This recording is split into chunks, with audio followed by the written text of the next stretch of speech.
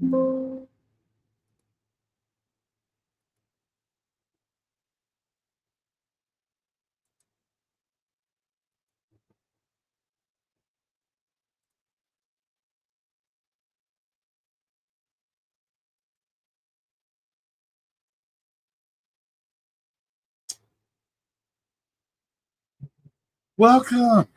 welcome. Starting a little 5 minutes early. Minutes early.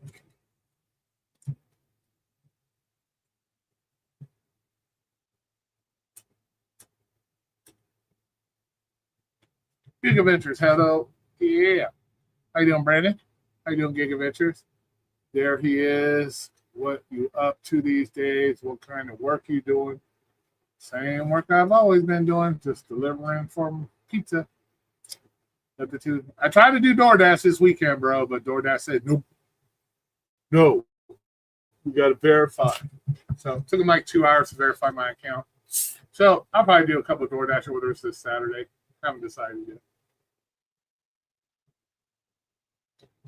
But we got a couple reactions we're doing today. I couldn't let this one go. I had to do a reaction on it. What's up, Jen? How you doing? How you doing? Pedro gave me a gem. He just handed that shit up. Don't deliver for teaming. Hell no. Pedro handed this one to me on a golden platter. He said, Roy, you must do a reaction to this video. You must do a reaction. So we can thank Pedro. So, we'll give a little bit more time for people to get in here. But we all need to give Pedro a big round of applause for handing Roy this video on a platter. Because it was golden. It was like, here you go, Roy. Do a reaction. And so we're gonna get a reaction on Pedro. We're also gonna do a Dino reaction because Dino loves it when I do reactions on Dino. So we're gonna do a Dino. I'm on Zift, about to all other apps, Skip Card and others, but I get a full-time job, so no more time for these stupid apps. Yeah, exactly. I did 4 orders on mine for an hour and said, yeah, exactly right. Probably better that way. I was doing swing shift every day at a restaurant. I do gig work during the day. Yeah, man. Be better off just doing one or the other, or just do one on the side, on your days off or something for a few hours. You want to do some shit like that. But yeah, Pedro handed this one to me on a golden platter. So we're going to do a reaction to him first, then we'll go to Dino. So everybody give Pedro a round of applause. Say thank you, Pedro, for giving Roy this gem to do a fucking review on. I think you guys will find it quite interesting. Once again, this sums up this video's. You lost weight, just watching your calories, do a little exercise here and there. Mostly watching calories, and I exercise. My job, I'm running around all day. So why is Pedro so? I don't hate Pedro. But I love when I get these gifts. Other people hate Pedro. Most people, the haters are usually jealous, bro. They're jealous. They wish they could, I guess, be Pedro. Maybe they wish they could be as successful as Pedro. Or I talk about him because I do reaction videos every now and then. Because in the gig community, sometimes you get these golden opportunities to do a reaction. So why not do a reaction on it? Well, during the week, I drink Diet Pepsi because I get it from work. So it's cheaper.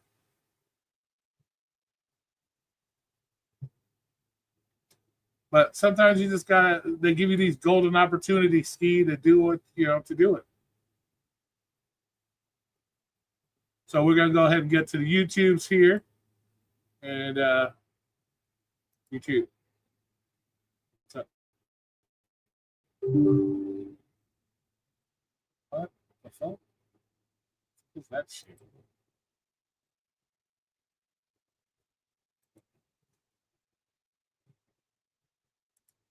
So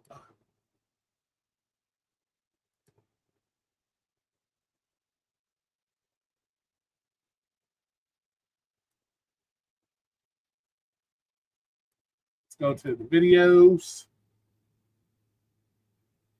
Here we go. Why is everyone using? Let me go ahead and do this. But we all need to thank Pedro for this gem. Gem of a video. Hey, Daniel, what's up? What's up? How long do you think? How long has it this way from I'm starting to go broke spending $50? God damn. Richard, how you doing? How you doing? Yeah, everybody thank Pedro, because without Pedro, we wouldn't have these gems. This sums up the gig community and what's happening in the gig community perfectly. And he just gave me this. He gave me this. So, as far as the gas prices, I don't know. I'm spending maybe 30 a week in gas. I'm not spending that much. So, and that's a week. So, but let's go ahead and play this, and we'll get this gem. But I'm only putting about 30 a week in mine. So, Ninja transfers is definitely killing them. The quality. Now, very important. Reading is very important. Reading comprehension is very important. So I want you guys to see this sign. Keep in mind when you read it. Read the sign and keep that in mind before we go any further. Because reading is important. Reading, I don't know if y'all they skipped over reading at some of y'all's school, but reading is very important.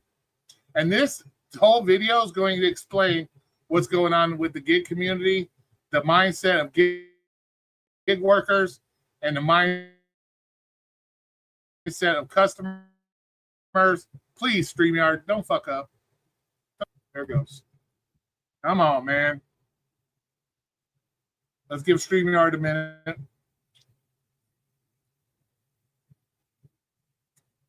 Maybe I'll refresh it, see what happens.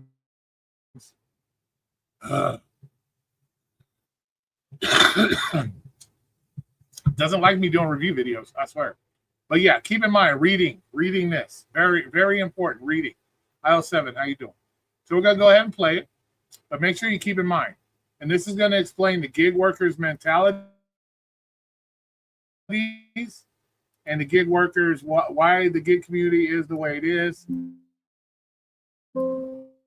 what's going on currently.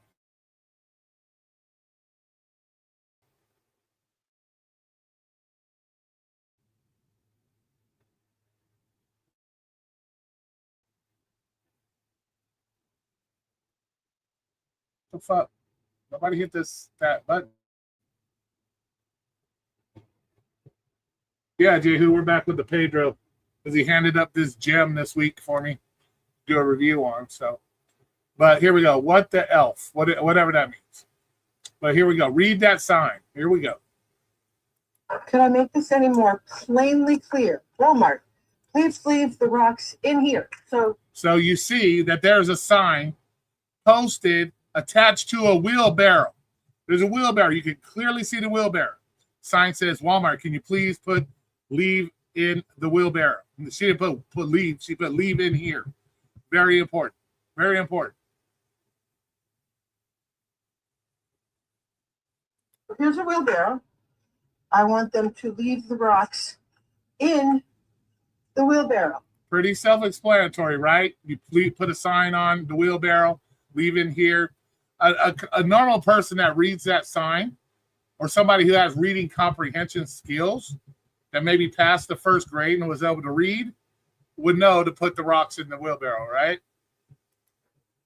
But where do they leave them? The food delivery space is the wild, wild west. The consumers and the entitlement. I'm going to show you this video. So we think a customer orders something to be delivered to their house. You accept the delivery. You leave the note where you would like the shit to be left. Maybe you left a tip. Maybe you didn't leave a tip. I don't know. But you, as the DoorDasher or whoever you are, you accepted the fucking order.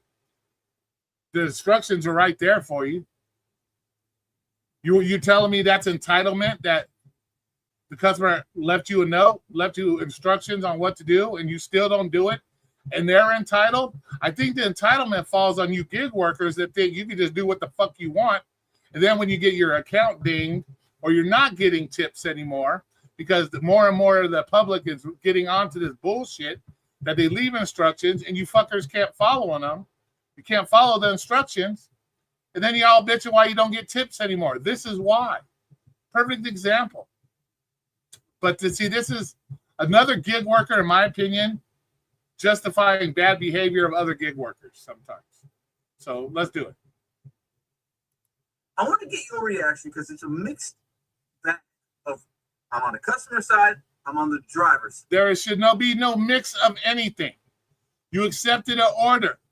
You have instructions right there on what to do with that order. Why are you mixed? Why is there any kind of mixed? Why is there a mix? How are you mixed? Well, we're gonna hear. We're gonna listen. Side. In the comment section, there's also something. I'm going to show you a few comments here on what they're saying. Because if you do delivery, we understand, and you know, if you do this long enough, some of the things that people order blows my mind, and also many people have no idea who's actually delivering it. Think about it though, Pedro.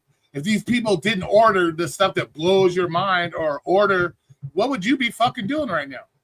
What'd you be doing? It's these customers that pay you motherfuckers where you're making your money.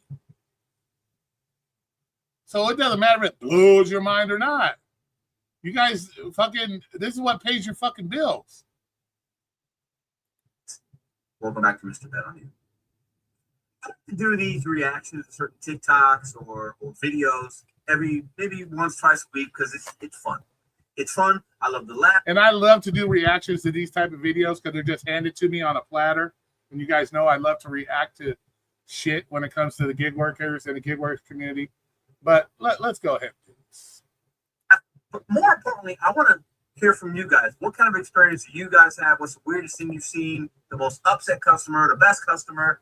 Let me know in the comment section down below. But also, more importantly, after watching this, was the driver in the wrong? The answer would be yes. Yes, the driver's in the wrong. Here we go.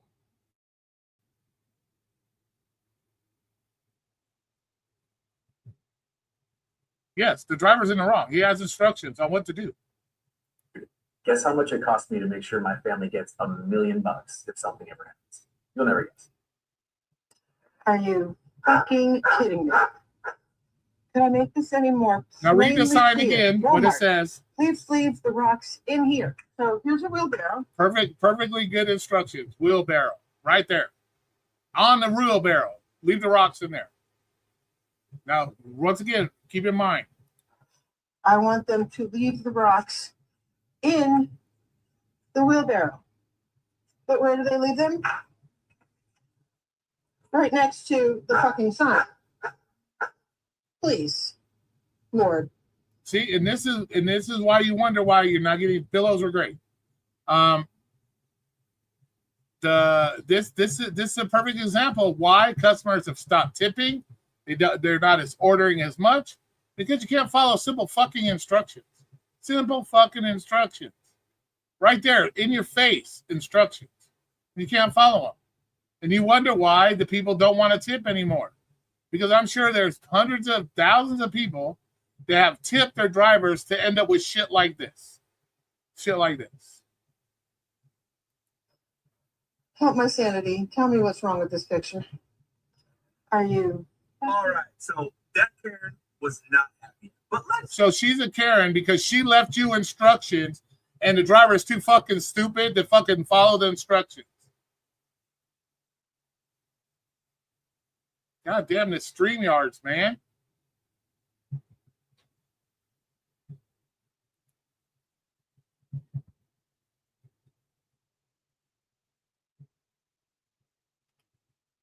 Ugh.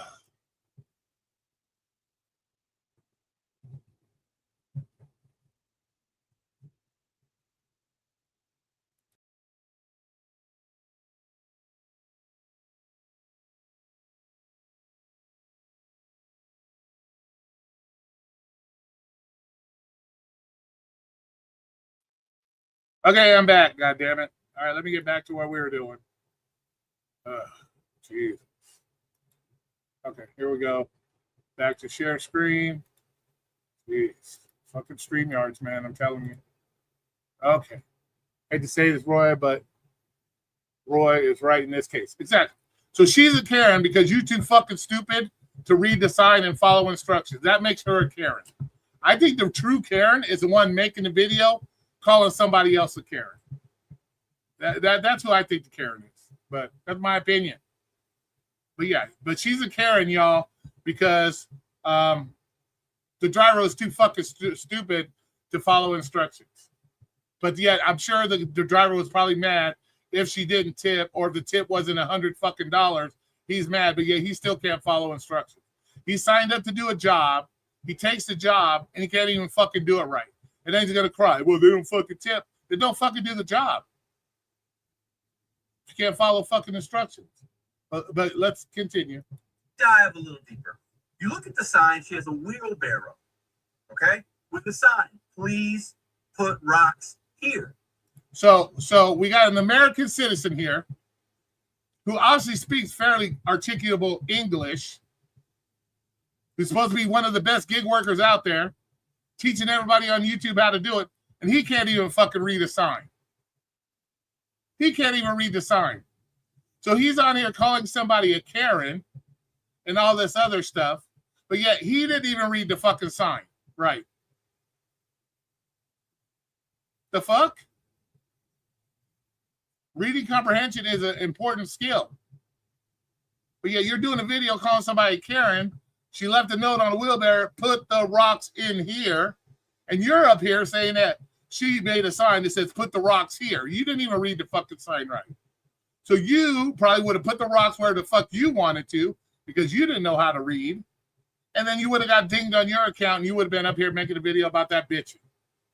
Like, come on, bro. How do you fuck it up? It's your video. You had to edit the video. You had to look at the video and you still got the sign wrong? Like, what the fuck? What the fuck? What is going on there? What's that? What's that about? Hey, Louisiana, how you doing? Jaded, hey, what's up, what's up, what's up? Hey, Drone Days, how you doing? How you doing? How you doing? How you doing? How's everybody doing? Let me stop for a minute. Dude, it's a wheelbarrow, bro. Yeah. You got it the fuck. You didn't even read it right, but let's continue. We're going to talk about the wordage there. Listen. We're going to talk about the wordage. You don't even know. You can't even read the wordage right. What are you talking about? The only thing we should be talking about right now is what grade did you graduate from and you weren't able to read? Because I read it right off the bat. Everybody else probably read it, saw the same thing I did. I read your comments. A lot of people in the comments were able to see that said, put the rocks in here. But you made a video, edited a video, showed the sign I don't know how many times, and you still didn't even read the fucking sign right. But yet she's in the wrong. She's a Karen. Come on. Come on, Pedro. You gave me this. You gave this platter. Here, Roy, do a video on this. Here we go. You can appreciate the sign. I don't know if she had any delivery instructions that would have been helpful. What difference does it make if she had delivery instructions? You couldn't even read the fucking sign right there in the fucking front where she asked it to be put. So what matters? What does it matter? What delivery instructions? You have the instructions staring at you right there in the fucking face, and you still didn't do it right. So if you would have put in the app, you still wouldn't have did it fucking right because you obviously can't read the piece of paper that you're fucking staring at in the first place. Yeah, maybe he did it on purpose. Maybe he did it on purpose, Necro. He said it wrong so he could cause some controversy. I don't fucking know. Appreciate the sign. It even says Walmart on there. That leads me to believe, she's ordered it on the Walmart app. She's probably plus whatever. People order all kinds of fertilizer, rocks, big bags of mulch, especially in the springtime because they're doing some landscaping and they don't want to get it themselves because, no, I don't want to get my own car dirty. I don't want to lift a 50-pound bag of this. Those rocks can be very heavy. Yeah, and guess what? If it wasn't for those people that didn't want to get the car dirty, they didn't want to lift the rocks, you fucker wouldn't have a job. You fuckers be sitting at home collecting unemployment and EBT, and you wouldn't be able to buy your ice cream and candy and fucking soda. So yeah, you would be on an unemployment line. Maybe not you, Pedro. You have some skills maybe, but the majority of you be on the unemployment line if it wasn't for these fucking people that were too lazy to go get their own shit. Come on, bro. Come on now.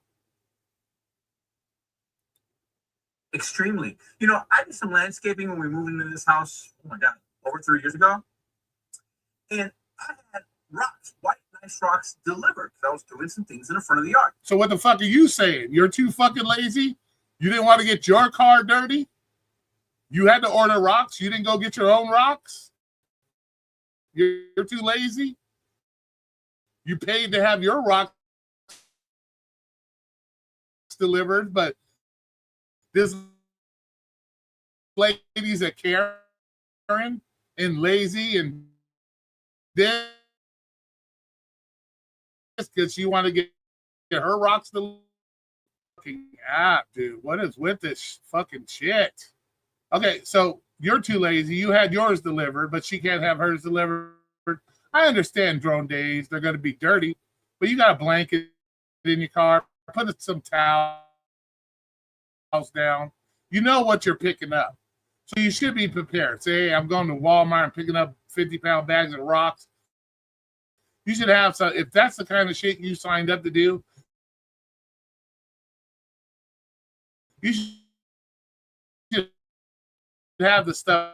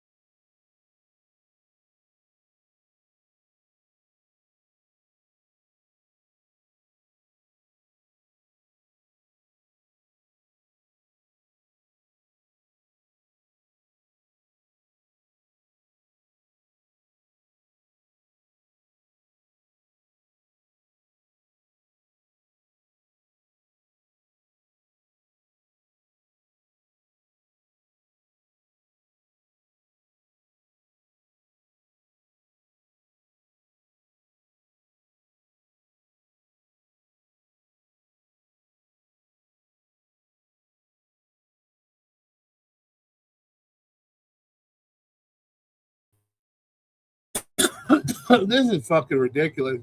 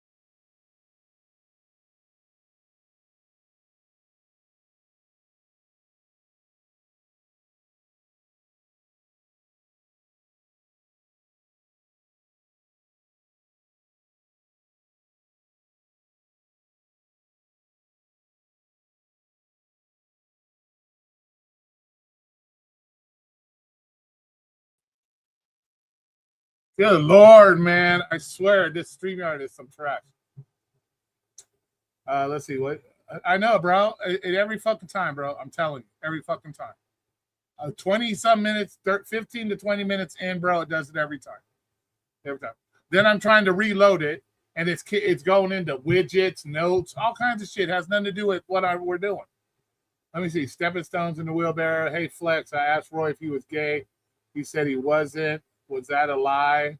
You told me. I'm calling you out. Oh, no. Far from gay, bro. Not even close. Not even close, my man. Dude, I was married for 20 years, and I've had multiple girlfriends.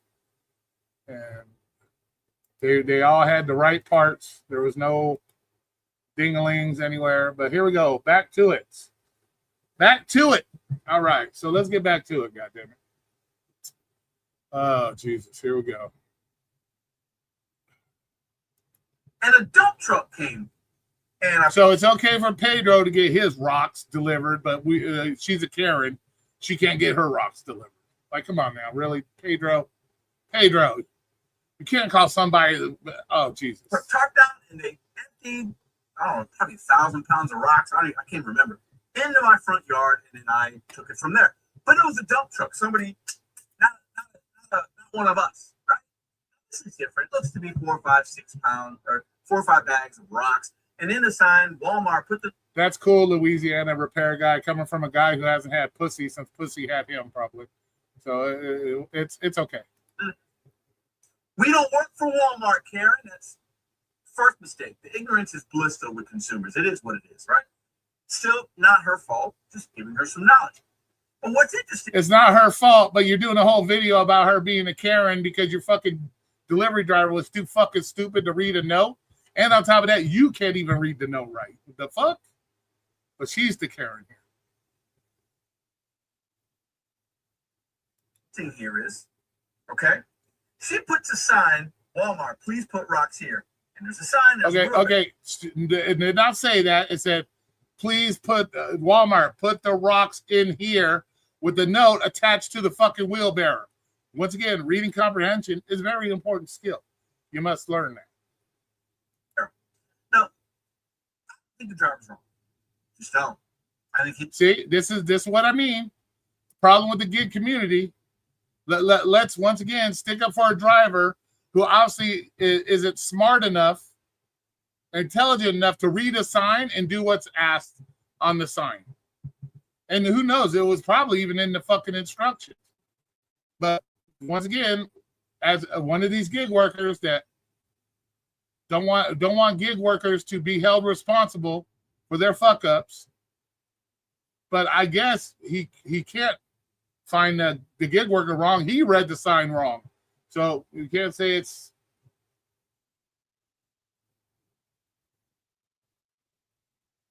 He did exactly what she asked. Then, no, he did not do what the fuck she asked. See, what the hell is wrong with you? He did not do what the fuck she asked. How are you gonna sit there and say he did what she asked when he obviously didn't? What were you watching the same video that we watched? The fuck? Hey Lisa, how you doing? Okay, you want me to put him in the wheelbarrow? No shit, Sherlock, because that's what the fucking sign said. That's what the fucking sign said. God damn, is it rocket science? That's what the sign said. The fuck? Sure, I'll follow the instructions. Obviously not, because you didn't even read the sign right. He apparently didn't fucking leave the sign right. I don't care if I got pushed back. I'm not doing this to have a discussion with other people about this. I'm doing my reaction. Big deal. My job is to deliver it to you. That's where you like it. I have no problem doing that. No problem. Well, apparently somebody had a problem doing it because they didn't do it. They left it on the fucking ground when the instructions were put it in there, and you fucking read. Oh my god, jeez. That's not what the sign said. And words, but he put them next to the sign, next to the wheelbarrow. So he put them like in the street. He put it exactly where the sign was, because this is what I think the driver thought. Well, you got rock. This is what I think. Let's make excuses for him because he doesn't know how to fucking read. Kind of like you, Pedro, because you didn't even read the sign right. But Rocks that are in a bag, right? They probably need to be maybe transported somewhere else. okay, that's fine. Do what you want. But maybe he's thinking, well, do you want me to put the bags of rocks in the wheelbarrow?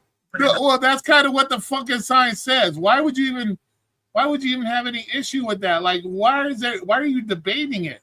Because the sign says put them in there. The wheelbarrow, taped to the sign. Like, what the fuck? Don't you got to take the bags out again to open up the... Okay, maybe common sense would be they got a wheelbarrow into their backyard. Maybe she has some landscapers coming so they can wheel the fucking things in the backyard and then they can deal with the rocks how they want. What the fuck? And what difference does that make? What difference does that make? The instructions were clear. Please leave rocks in here, in the wheelbarrow, not next to the wheelbarrow. None of this other shit matters. Put rocks and get them out. Maybe you're going to cut them and then just do it like that. I don't know. But I think he left them in an appropriate spot. Yeah, because why do what the customer says? That way you can fucking complain later when you don't got a tip or you don't get a tip or they take the tip back. Then you'll have something to complain about, right? Because we know gig workers love to complain when they don't get tips, and we see why you're not getting tips. Perfect example. Thank you, Pedro, for showing us an example of why you guys. Yeah, I ain't paying for all that, Shauna. Fuck that. Tip. And plus, if I'm going to react to their videos, let me give them their little bit of AdSense. I'm paying for their video by giving them some AdSense money. So it's okay to watch a video and, do all that good shit. That's what you get when you don't get a tip. Hey, the guy did his job. He delivered it. But a lot of the comments are not on her side. Of course not. But Of course not. Probably because they're a bunch of fucking idiots that either do gig work. Aaron's and the Kens of the world, their sense of entitlement. Yeah, God forbid, y'all pay for a service. Some of you tip for a service. God forbid you expect the service to be done right with the instructions that you leave and the money you pay. God forbid these people that accepted a job, God forbid they do the job that they're supposed to do. God forbid you do that. God forbid, right? For having things delivered. And really, I blame apps like Walmart and Amazon. You can get things same day. Yeah, let's blame Amazon and Walmart because the driver's too fucking stupid to read a sign. Yeah, that makes a lot of sense. Let's blame them because we're too stupid to read a sign, right? And follow instructions. It's got to be their fault. Because God forbid it's the fucking driver that can't read. God forbid it's his fault, right? The convenience that these consumers have has never been like this before in the history. Never. It's never been like this. And while a lot of consumers are having a bad experience, a lot of Mother's Day flowers did not get delivered until today. And it's Mother's Day over yesterday, right? A lot of consumers try to get something delivered, they have a bad experience. That's why they don't tip. That's why they go to social media to yell and scream. It's really first world problems. Here in this country, we have what I call first world problems. This is not a big issue. But she was so upset, and I can appreciate it. She decided to film it and upload it to TikTok. And you don't get so upset when you have a bad day doing gig work that you put it all on YouTube. What the fuck? So now you're giving her shit because she was upset about her delivery. When you get your fucking feelings hurt, you do videos on YouTube. What the fuck? What the fuck? Are we acting a little hypocritical right now? Are we acting a little hypocritical? You're giving her shit for being pissed off because obviously somebody doesn't know how to read instructions. But when you have issues, you put it all over fucking YouTube. Like the fuck? Because somebody did their job and they read the sign. He did his job half fucking assed that he didn't even follow the fucking instructions. And thought, well, if I put these in there, and she might have to take them back out. It's not for him to fucking care. It's not for him to worry about what the fuck she's doing to rock. Maybe she wants it to hold down the wheelbarrow because there's a fucking tornado coming. Maybe that's what she got the rocks for. Who fucking cares why she got the rocks? It's not his job to think. He obviously can't read. So his thinking capabilities probably are just as bad as his ability to read. So he shouldn't be thinking about anything other than follow instructions and just do what you're asked. Doesn't matter what she wants to do with them. He has no reason to think. This is not a thinking job where you have to think a whole lot to hit accept and decline and follow simple instructions. God damn, it's not that hard. In order to dump them. Is it really that much to ask a consumer after we just did all that heavy lifting to just put it in the wheelbarrow that's right there? Oh, God forbid we have we accept to do a job. Oh my God. So we pay for a service. You possibly got a tip for the service. Maybe they took it back because you didn't follow fucking instructions. But now we got to help you do your job too? What the fuck? What the fuck are we paying for? That's like people coming to my pizza place, buy the pizza. Oh, can you come back here and help cut your pizza? What the fuck?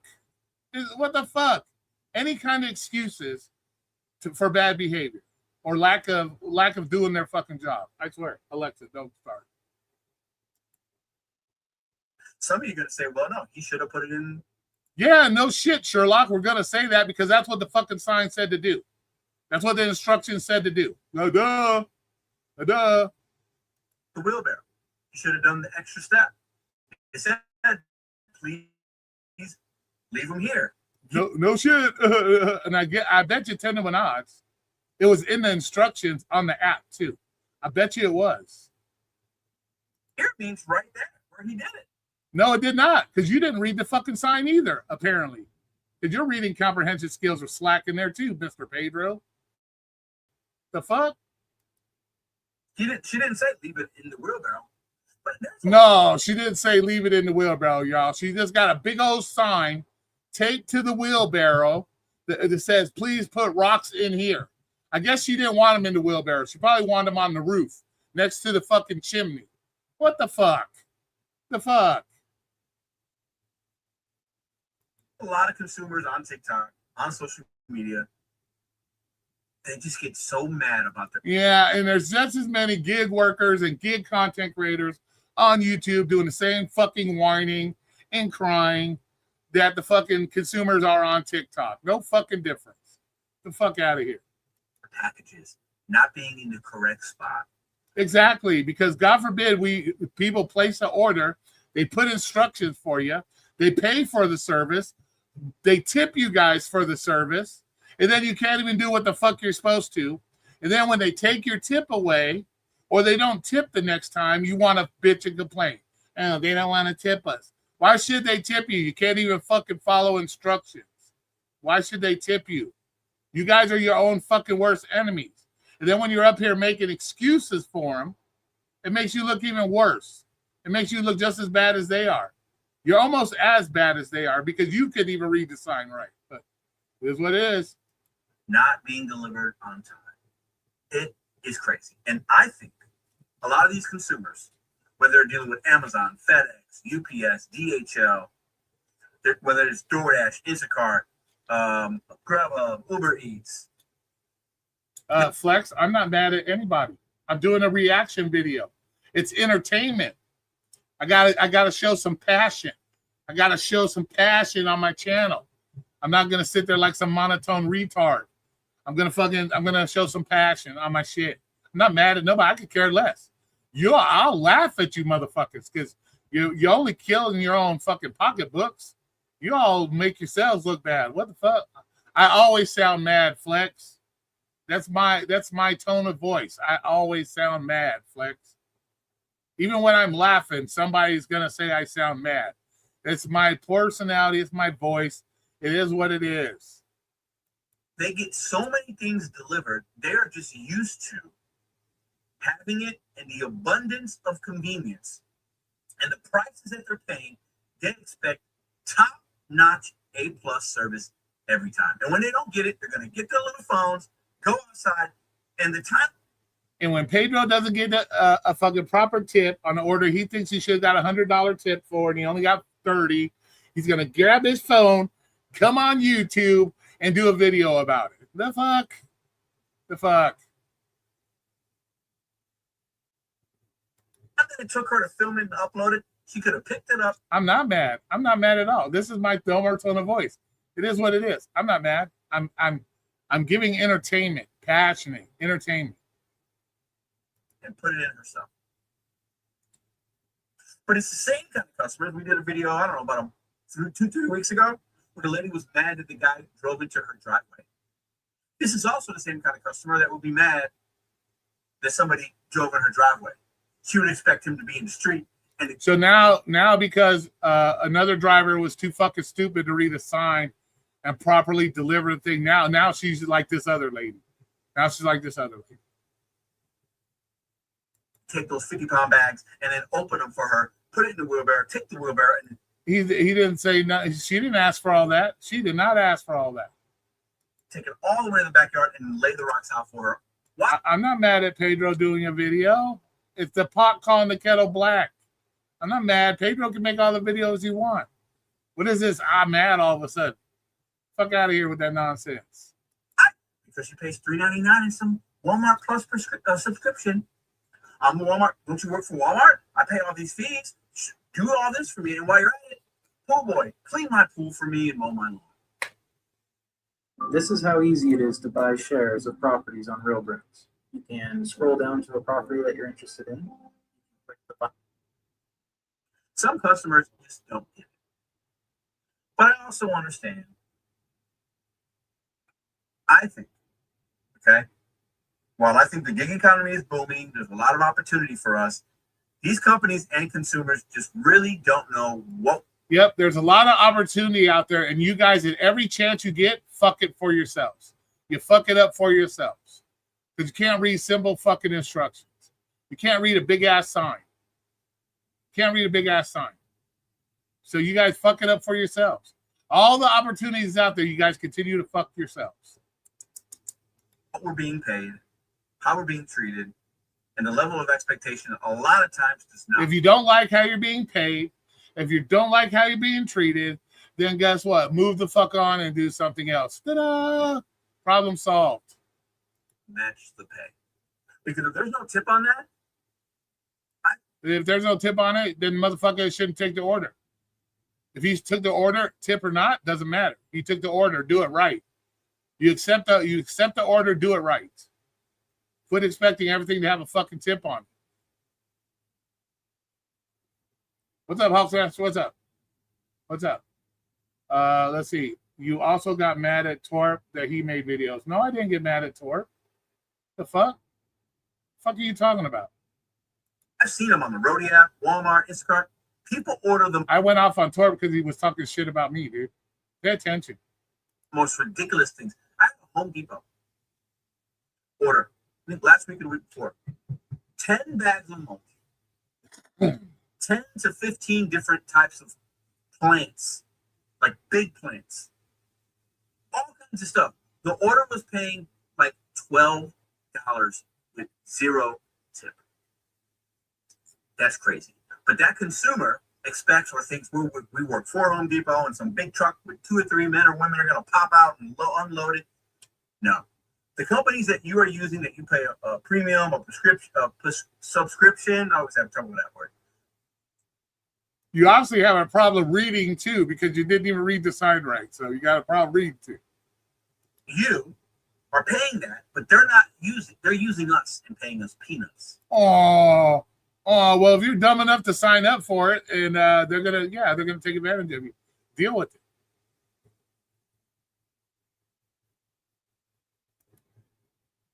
Lady, we can appreciate the sign, okay? But he did his job, and he did exactly what the sign said. He did not do anything that the sign said. He didn't do his job. If he did his job, he would have completed the job exactly like it was supposed to be treated. He didn't do his job right. He didn't put it where it was supposed to go. So you're not making any sense, Pedro. Come on now. Some customers be expecting Too much though. Whatever, Bobby.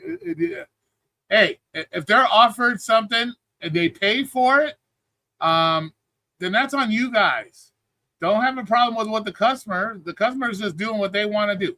If they say, Bobby, go pick me up 40 fucking bean and cheese burritos, and Bobby looks at the order and says, oh, I'll take the bean and cheese burrito order, then you be the best bean and cheese delivery driver there is, because you accepted the order. Just because you don't feel they paid enough or the company paid you enough, that you gotta get her fucking 30 bean and cheese and then the rest bean and fucking bacon or something. What the fuck, dude? Just you accept the order, do it right, or don't fucking do it at all. Period. What do y'all think? Let me know in the comment section down below. Going on TikTok and looking at all these Kens and Karens freak out over delivery and this and that. Sometimes the Dashers. And we can go on TikTok and find just as many gig workers losing their shit. We can come on YouTube, see just as many gig workers losing their shit. So get the fuck out of here with that nonsense.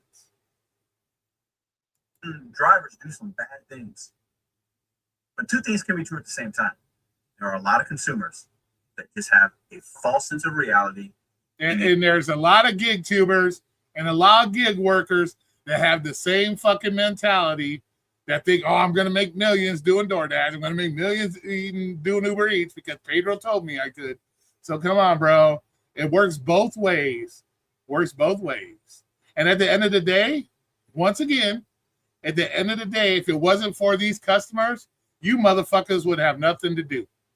You would have nothing to do. You'd be sitting on the unemployment line or working at the fucking hotel in the fucking buffet line. You wouldn't be fucking doing this. You would have no money. You wouldn't be doing anything. So stop. If it wasn't for these people that you constantly complain about, you motherfuckers wouldn't have no money. So come on. The entitlement is rampant.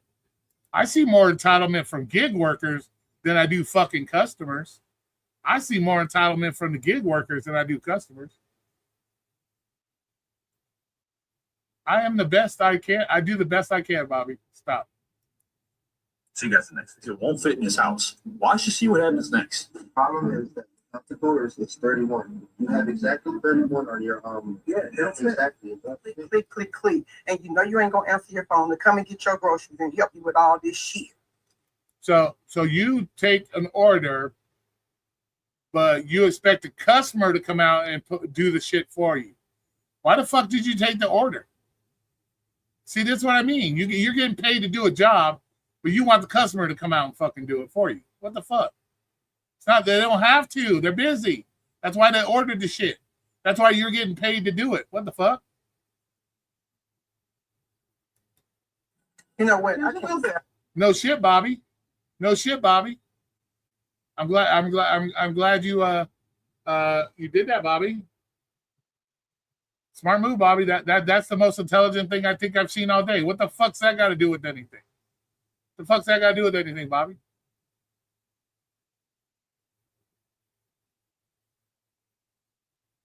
The fuck? Yeah. I want them to leave the rocks in. No, my argument is not a mute point, Bobby. What the fuck are you talking about? It's not a mute point. It's not a mute point, Bobby. I go to work. I help customers. I take customers' orders whether they have tips or not. So I do it. The fuck are you talking about? I'm actually worse than you fucking guys are because I have to take the orders with no tips. You guys choose to take orders with no tips, and then you bitch about it. There's a difference, Bobby. So my argument is not mute. If I get an order at my job that says, take it here, leave it on the fucking table next to the door, I don't leave it on the fucking sidewalk. No, I put it on the table next to the door. What the fuck are you talking about, Bobby? You're making no sense.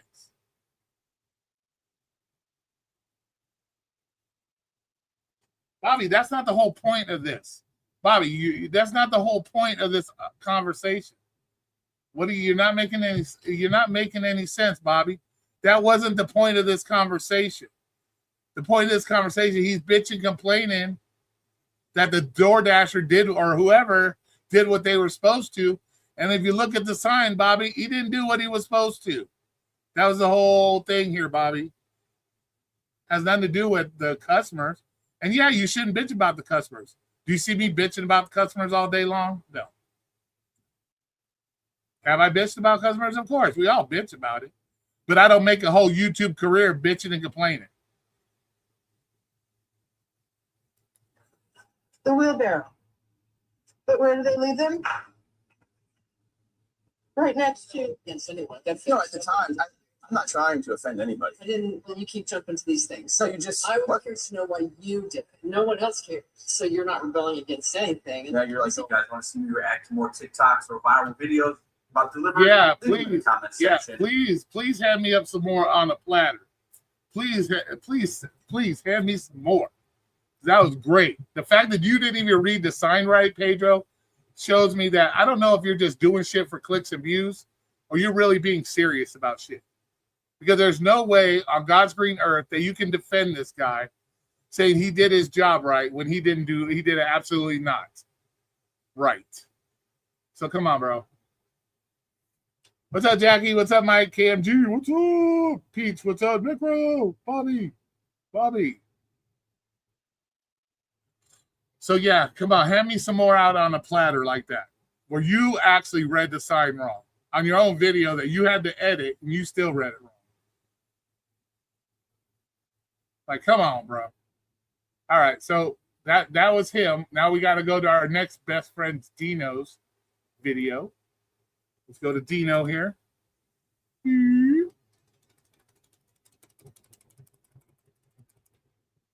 see, there's Dino.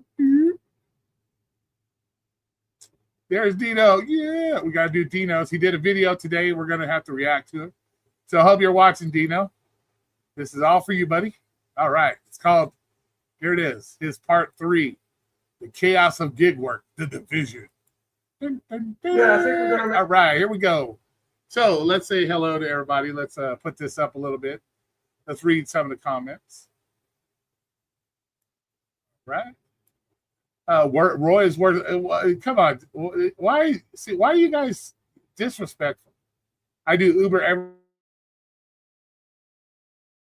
get tipped every ride, and it's cool. That's what comes with the job. Exactly, 7. Exactly. We can decline. You can't. Exactly, Necro. I'm stuck having to take the non-tippers. You're not. There ain't no battle royal here. Ain't no battle royal.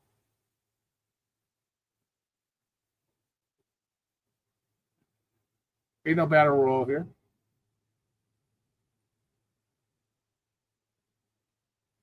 Let's see. Oh, okay. Enough of the lefty. Let's get the Dementa Dino.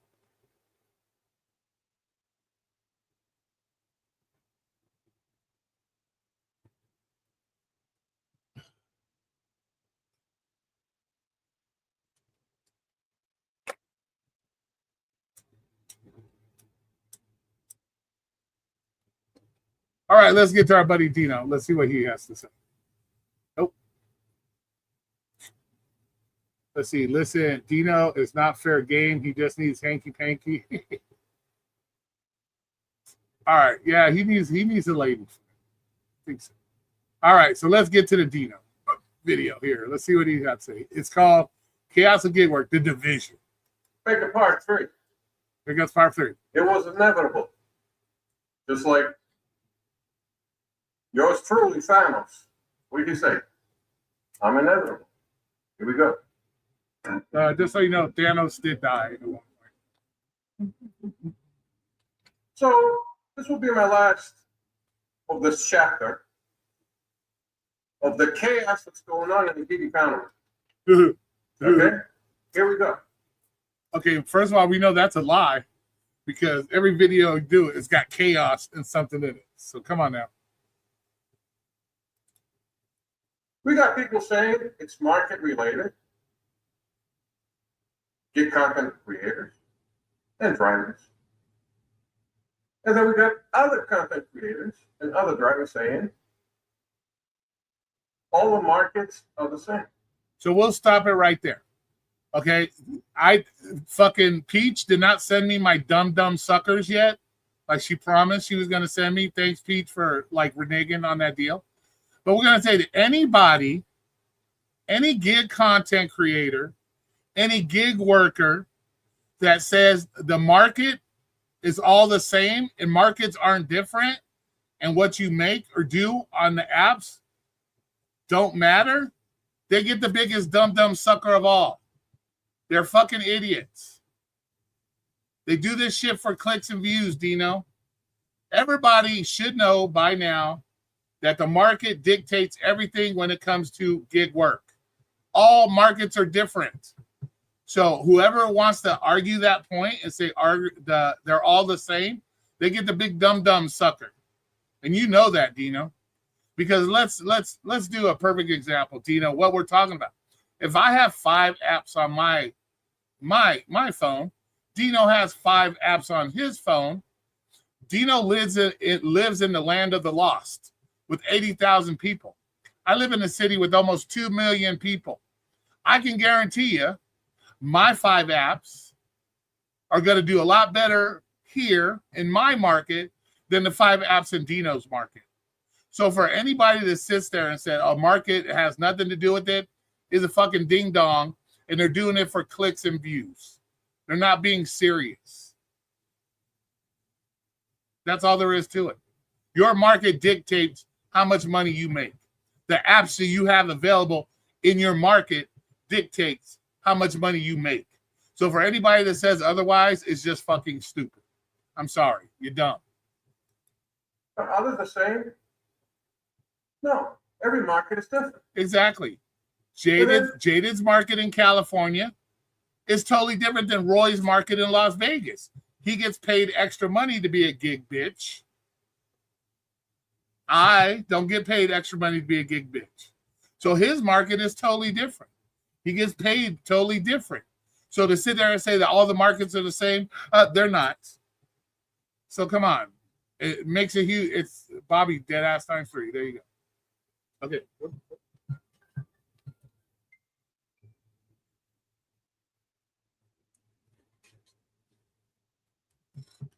He agrees. Okay, so there you go. There you go. Other drivers saying every market is the same. Okay, then Dino, you're on a mission to hand out the dumb suckers. For everybody you see that says that, hand out the dumb suckers. So we're divided on that. Okay? We're divided. I'm not getting paid at all today. Well, that's good. Take a day off, motherfucker. Let's get to the next one. Okay, we got to get to the next one. But that's my take on the first thing. Anybody that says all the markets are the same and the market doesn't have any effect on the amount of money you make, they're just dumb. They're just dumb-dumbs. So there you go, Dino. Problem solved. There's one part of the chaos that you don't have to worry about anymore. They're dumb-dumbs. The tier system is important. Getting to platinum is important. Maybe getting to platinum is important. Maybe because you have to be platinum to be able to dash now. Because once again, going back to first thing, markets aren't the same. Markets aren't all the same. We all don't have the ability to dash now because it's a busy market and it's always available. So if you have to have platinum to be able to dash now, it is important. The other half are saying, no, it's not important. There might be some people that say it's not important because they still get the same dookie orders, or it's not important to them because they don't work the app as much and their main source of income isn't from DoorDash and they don't need to be platinum. So that works out. So there's a division. There is a legit division. That's legit. Some people it may be important because they need it. Other people, they don't need it. So that's not really a division. That's just how that is. Again, they just want to put you in there to chase the platinum, and they'll keep sending you bullshit offers so you can keep your platinum status. It's a joke. I do better without the tier system. And then others saying, no, platinum is the way to go. That's how it's supposed to go down. And just because in the land of the lost, all platinum orders suck there, don't mean all platinum orders suck everywhere else. Once again, market dependent goes back to number one. Market dependent. You live in the land of the lost, and maybe platinum sucks balls there, but maybe platinum up here in Las Vegas is super good. I don't fucking know, but I'm sure there's plenty of people out there that are platinum status that are banging out orders on DoorDash on the regular and making good money. Once again, market dependent. That all makes the difference. So we're divided in there as well. It's not really a division. It's for some people they don't need it. Some people they need it. That's a legit argument. It's not necessarily dividing. It's all based on individual.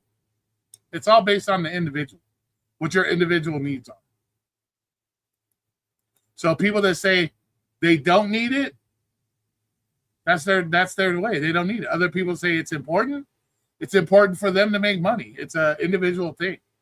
That's not a group. That's not really a group thing. Then we see videos of how to do these deliveries and get to the customer's house. Some people agree, other people disagree. So we'll divide it there. Well, we just saw a whole reaction to somebody who was unable to read a sign. The person delivered it wasn't able to read the sign. So we already saw that.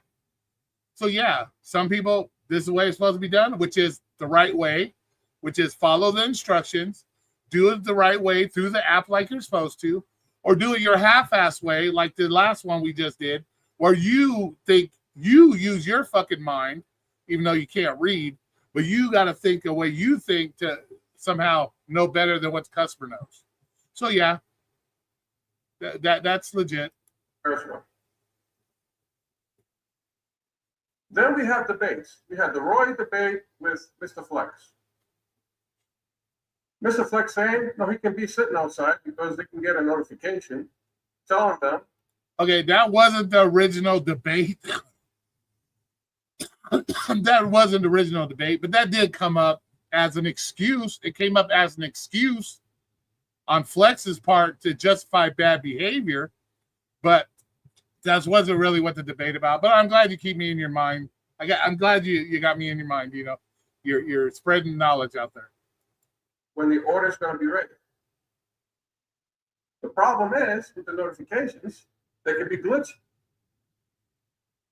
The notification can be glitchy. It might be a merchant that doesn't have that feature. Because I have that on my phone and it doesn't pop up that the order is ready with every single merchant. And sometimes when it does pop up, the order is not ready. Another 10, 15 minutes and then the order is ready, but the pop-up says it's ready right now. So we'll divide it there as well. No, that's not a division. That wasn't even what the real debate was about. So we're not divided on that. If some have the notification feature, some do, some don't. That's just a merchant by merchant situation. That wasn't what our fucking argument was about. But thanks for bringing it up. But it makes a point. Some merchants don't have it, some do. But at the end of the day, you still don't use that as an excuse to sit in your fucking car for 40 minutes and then fuck around. No, that's not an excuse. We'll divide it with the base pay. How much would the base pay be? Some people say it's this much. Other people disagree. So you know what? I disagree. You get what you get. You get whatever the apps get. You signed up for it. You knew what the apps were. You knew what the apps were about. So if the app says we're going to give you $2, then be happy with your $2 or don't do it. If the app says I'm going to give you $30, then they give you $30. It is what it is. There should be no debate on that. There should be no debate on what they think they should get. Just because they think they should get millions of dollars, that's not even a debate. That's not even division. That's their entitlement attitude that Pedro says all the customers have, but the gig workers don't have that entitlement. That's an entitlement attitude that I'm the greatest gig worker of all time, so I deserve this much money. So come on now. That is true, Bobby. That is, Bobby. That is true. We're divided with that as well. You take your orders based on face value, Bobby. When you accept the order, you take it on face value. So whether they hide money or not has nothing to do with it.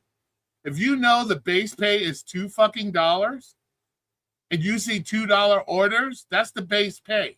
Now, if the app chooses to raise the base pay to $3, to $4, to $5 to get somebody to take the order, that's a totally different scenario. But you know, when you sign up, it says DoorDash's base pay is $2 fucking. Just because Bobby thinks he should get $5 for every order, that's not how it works. The apps give you the base pay that they want, and whether they hide additional money has nothing to do with anything other than you take the order on face value. So when Bobby gets an order that says $12 for 2 miles and he accepts it, he knows he's guaranteed at least $12. But if it turns out to pay $17, Bobby is magically surprised. He got more money.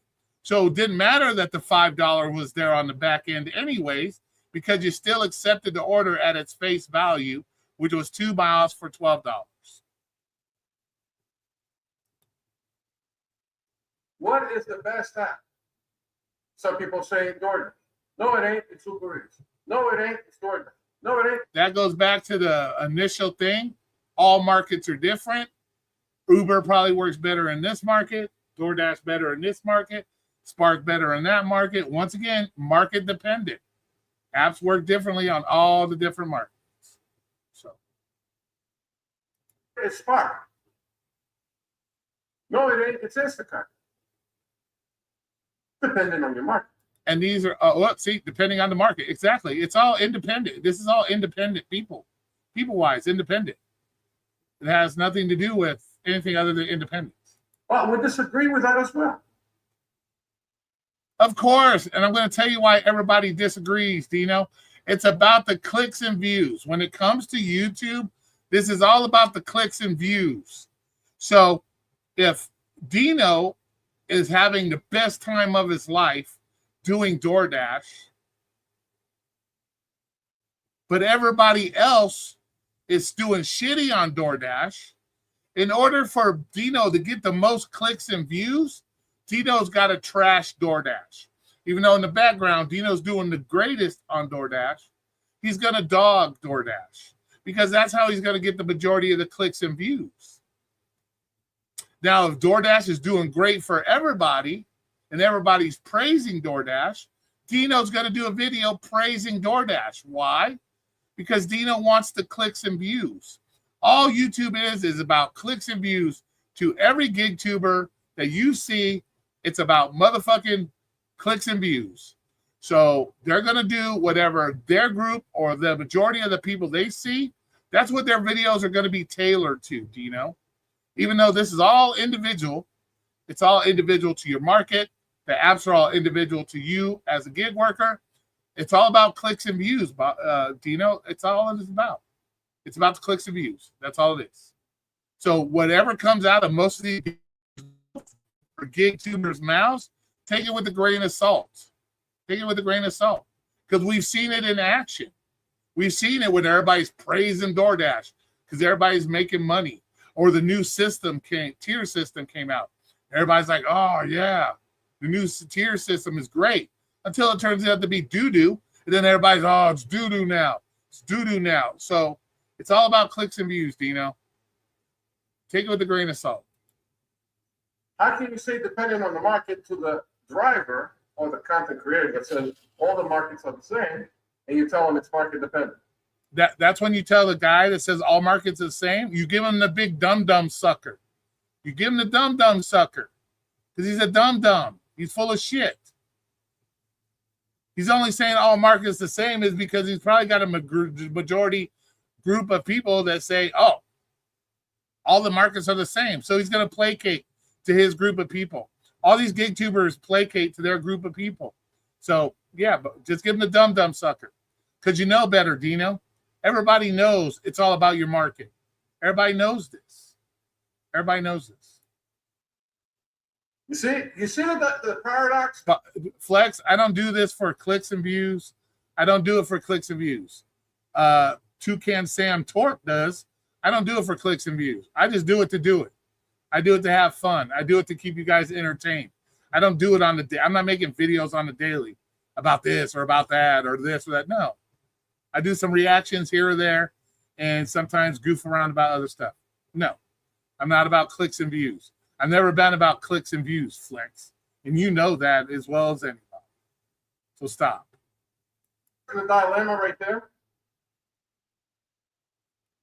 I'm not creating drama. Me sharing and having reactions to other people's videos, sharing my opinion, speaking on their subject, that's not creating drama. You guys make it the drama. I don't make it the drama. You guys make it drama because everybody has this mentality that they are the greatest of everything. They can't accept other people's because they were never told that other people's opinion actually matter, and they only think their opinion matters. So you guys create the drama. I don't create the drama. Me sharing my opinion is not creating the drama. You guys make the drama because you're unable to understand that you are not master of the fucking universe and that other people have an opinion and thoughts as well. And because their opinion might be different than yours or whoever's, that causes the drama. It's not me coming up here sharing my opinions on another man's video and explaining what I think is going on in the video. No, that's not the problem. The drama is everybody else that can't accept my opinions because they either don't like me or whatever the fucking case may be. They want to be against me because that's how they get their jollies off on drama. I don't get my jollies off on that. This is just me doing my thing. Do you see it? Do your people see the paradox? It's like, Roy, you're the drama creator of your own destiny. You are so stupid. Roy has the biggest, has the best good job on the planet. Stop being jelly. Oh, thank you, Jackie. You're so nice. Why is Roy? Oh man, come on, bro. Come on, hustler. You're the biggest crybaby of all, bro. You're the biggest crybaby of all. Why are you even in here, bro? Are you crying now? Are you coming here because you can actually see a group of individuals that aren't hating on you all day? You can come here without having to worry about being hated on all day. Or you see a content creator where 80% of his fucking people in his room ain't hating on him all the fucking time. Are you only in here? I'll use your thing against you, hustler. You only come in my room when I got 30 people in the room. Is that why you're here? You only here because of the numbers? Is that it? I'm going to use your shit against you. Is that the reason why you're here? Getting them a smoothie? Awesome. Make sure it's a good one. Make sure it's healthy smoothie. Get yourself a smoothie while you're there too, motherfucker. You skinny ass bastard. You need a smoothie too, motherfucker. Stop now. Roy has it all figured out. Yeah, tell him, Jackie. Make it prudes. I was here a couple days ago with 12. Oh, okay. Well, thank you for showing up, Dennis. I appreciate you. Hope your car's running well. Hope everything's going well and everything. You know, I'm all about positivity. I'm always there to help support. you open up Pandora's box when you're dealing with the gig economy. What'd you say, Peach? Just when you believe Roy doesn't care, he gives a speech on how he doesn't care. You're stupid. You're stupid. You're stupid, Peach. Well, I appreciate you loving my content. Ski was in here glazing me up earlier, bro. So your boy Ski was in here glazing me up. You better put him in check. He's using up his glaze. You think people should eat? You think people should eat in Uber rideshare cars? That's totally up to you, Gig Adventures. I let people eat in my car. What's up, Chase? How you doing? He needs meat in his throat. What? Flex needs to go on panel and have this discussion with Roy. Let's see. No, I don't own him. Got you. Okay, he's his own man. Okay, cool. Whatever, Peach. And no, dude, that's up to you. If you want people to eat in your car, that's totally up to you. I let people eat, smoke. Pretty much, I let people do all kinds of weird shit in my car, bro. So I'm the last guy to ask on that. We're all divided. Then we got Pedro saying that, how is the gig economy failing? DoorDash is doing great. They're making all this money. They're showing all these numbers. But Mr. Pedro, Then you and me, you and me. Because Pedro says the gig work is doing great because it's doing great for him. And he's got a lot of people in his chat saying that they're doing excellent. So he's going to, of course, he's going to say it's doing great because he's placating to his audience. And he's doing good at it. If he wasn't doing good at it, he'd be making videos like you every day. Covered this a couple of years ago. Well, yeah, they should ask, bro. If you pick them up from McDonald's and they have McDonald's, yeah, they should ask before they start digging into McDonald's, of course. And it was national news that DoorDash was cooking up the books and showing different numbers to the investors than they actually are, so they don't scare off the investors. So how do we know the numbers they're showing now is true or not? So we're divided there as well. Because those numbers really, at the end of the day, Dino, don't mean shit.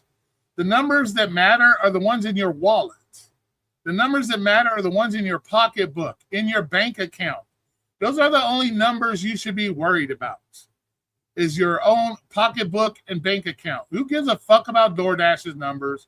Who gives a shit? Go out, and if it doesn't work for you, Dino, and other people, then do something else. If it works for you and your pocketbook's fat, then do it. It's that's the only numbers you should care about. Nobody gives a fuck about what DoorDash. DoorDash makes a lot of money. Uber makes a lot of money. Grubhub makes a lot of money. Who gives a fuck? As long as you're making the money, that's what matters. That's what matters. And you should hope that the companies are making money, because if the companies aren't making money and they no longer in business, guess what? You're no longer in business, which means your bank account is going to have no money. So worry about your money. Fuck DoorDash's money. Fuck Uber Eats. Worry about your money. Who gives a shit about the company's money? I know, Bobby. I just threw it in there. That's the only one that I can think off the top of my head right at the time. We're divided. What else is there to say? People say $1 per month. Other people say $2 per month. We're divided there as well. Well, that's not really division, though. But that's not a division. That's a personal preference. I can't say that's a division. I say $3 a mile. Dino says 2. Jackie says 1. That's a personal preference. That's not a division. I say what I do. I don't tell anybody what they should do or what they shouldn't do. I'm not that guy. We got people like Pedro to tell people what they think they should do. I don't. I do what I do. When I hit my DoorDash app, it is what it is. I haven't hit it in 2 years. Probably Saturday, though, I'll do my first order in over 2 years. But I do it on what I do it. I could care less what everybody else does. I don't listen to everybody. I'm not a follower. Dino, you're not a follower. You're a leader. Lead yourself to a bigger, fatter bank account. Don't be a follower. You follow you. That's the problem with you gig workers. You guys are following the wrong people instead of following yourself, following your market, following what you need. You're worried about pocket watching and following what other people say to do. And you know what? They're leading you right into a fucking garbage can, a broke down car, a broke ass bank account. So it's time for people to quit worrying about all this dumb shit. But we're not divided on that. That's a personal preference. I wouldn't say division.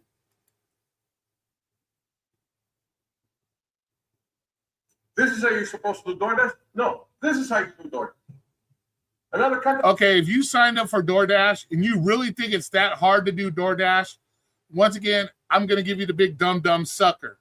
There's not fucking rocket scientist. You don't have to have any college degree to be able to go accept or decline. Accept or decline. They may move the button, accept, decline. Accept, decline. Oh, decline, accept. If you feel that you have to watch somebody on YouTube on how to accept and decline, you shouldn't even be doing it, period. You shouldn't be doing it, period. It's not rocket science. MIT is not doing any studies on how to hit accept and decline. I am fucking sorry. Not happening.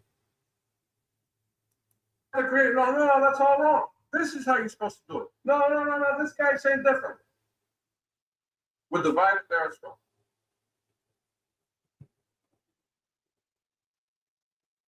So we're divided in the gig economy. Instead of I think a lot of your division that you're talking about is not really division; it's personal preferences. But it is. It's your video. Call it what you want. being on a level, it's like this. That's the Dude, that's the action Mike Johnson takes when I don't hold it. And just starts flinging itself all over the place. God damn. if you wanted to have some kind of an idea of what it looks like, that's what it looks like. It's chaos. And what's going on with society, with social structure? Chaos. What's going on with the system? Chaos. What's going on with the businesses out there and industries? Chaos. What's going on with the religion? Chaos. We're divided everywhere. What's up, you man? Men and women fighting for division. Religion is fighting for division. My God is better than your God. Right? Isn't that the case? That's not dividing. That's just people. There's all kinds of different religions. Of course, everybody's going to say there's better than the next guys. That's just how. That's not dividing. That's not dividing. That's just, once again, a personal thing. I drive I got a 2026 Nissan Kicks Gig Adventure. I just bought a new one in December. My country is better than your country. My God is better than. My country is the greatest country of all motherfucking the whole world, bitches. Let's get that fucking straight. I'll argue that fact. United States is the best country in the whole fucking world. I'll argue that till the day I die. So there is no argument on that one. The United States is the best country in the world. Period. Your God. My skin color is better than your skin color. We're divided in everything. My political party is better than your political party. We're all divided. Everything is divided. In the gig economy, how is the gig economy going to be left out? The whole world is in chaos, but for some reason the gig economy is going to be. No, they're going to be the same as everything else. Not really, Dino. Not really. Everything you pretty much, with the exception of the first one, it's all personal preference. It's not really a division. It's a personal preference. Then now the first one, that was you could say that. Everything is in chaos, guys. Everything is in chaos. It's just chaos. The best thing you can do in the gig economy is the following. Go out there, do it for yourself. Okay, now are you telling us what to do? Now you're getting like now you're taking a book out of Pedro's, you're taking a book out of UDM's, you're taking a book out of whoever else, telling us how we should do shit now. Doesn't that just contradict everything you were talking about? People telling you to do this, people telling you to do that. Now you're telling us what to do? What the fuck? No, it's fucking. You want to watch videos for entertainment? That's fine. Go out there, do it for yourself, and see it for yourself, and plan accordingly of what your findings are in your market, which apps are better. You have to do that on your own. There you go, Dino. So what Dino is saying, all these gig tubers can go fuck themselves at the end of the day. That it's only you. You are the one that's going to be. Remember what I say, guys. You are the creator of your own destiny. That's what Dino's trying to say right now. You are the creator of your own destiny. Pedro's not going to create it. Torp's not going to create it. Torp can lead you to the Fruit Loops with that fucking nose, but he's not gonna lead you to the gold at the end of the rainbow in gig work. But yeah, so yeah, he's telling you are the creator of your own destiny. Nobody's gonna do it for you. There you go. That's some old school. Tell him, Jehu. No crybaby. There you go. Because everything else is chaos. You know what? When it comes to everything else being chaos, if you learn to focus on yourself and yourself, why does that matter? Yes.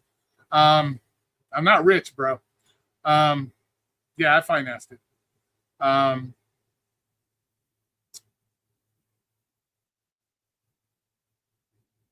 Focus on yourself. As long as you focus on yourself, your three closest people, you, your family, and as long as you focus, fuck the chaos. Chaos is gonna always be around us, regardless. So We're all divided. How are you going to get it right or wrong? Answer anyone. It's impossible. Go out there, do it on your own, and you'll see what works for you, which app works in your market. What are the best times to go out there to do that on your own? And plan accordingly. That's it. tell them, Dino, that's it. That's it. It's just ridiculous. You have DoorDash telling you one thing how the base pay goes down. We are finding out in reality, it's bullshit. Sometimes you go to a longer distance and the base pay is lower than a short distance. Divided with that as well. Everything is divided. What are you going to conclude after this? Those are the facts right there. What I conclude is the same thing I've been telling everybody since day one. Do what's best for you. Follow your own shit. Create your own destiny. Do your shit. That's what, from day one. And that's still going to work from today. From when I started my channel saying the same thing to today, it's the same thing. You got to do what's best for you. You got to work what's best for you. Not worried about what everybody else is doing or everybody else is thinking or saying. Do what's best for you. You are the creator of your own destiny. I've been saying this since day one. Everybody's fighting on the channels about everything. I'm talking about just a gig account. That's because they love the drama, bro. They love the drama. Everybody thinks they know it all, Dino. You know this. Everybody thinks they know it all, Dino. That's why they're always fighting with each other. Because they think they know more than everybody else. Like they know how to read a sign that they completely read wrong. They think they know it all. They think they know what the customer wants more than the customer. That's why you don't put the rocks in the wheelbarrow like it asked. You lay them on the side. That's why, Dino. The battles are going on for everything. Religious battles, social battles, racial battles, system battles, education battles. We don't see gig battles anymore. We used to see gig battles, but we don't see gig battles. Medical division battles over there as well. We're battling everything. There's a war against everything. There's a war against life, bro. It's life. You fight the battle every day. You fight the battle with your body to keep it as healthy as you can, to live as long as you can. You battle the traffic every day to hopefully you drive all day long for 8 hours and you make it home without an accident or your life being taken. Everything in life is a battle, bro. Everything in life is a battle. And that's life. That's life. Life is a battle. Enough said. And that's the end of part I can't do a dash off with Flex. He doesn't do DoorDash. 3. You guys get the big picture? You guys get the idea of what's going on? There you go. Catching cats later. All right, Dino. Thank you, Dino. We appreciate you. We appreciate Dino at all times. Dino, give us some good content. So yeah, there you go. 2. Thank you, Pedro, once again for handing me that gem on a golden platter. I appreciate you. And Dino, yeah, Dino. Life is a battle, bro. Life is a battle. You gotta do it as you can. What's up? What's up?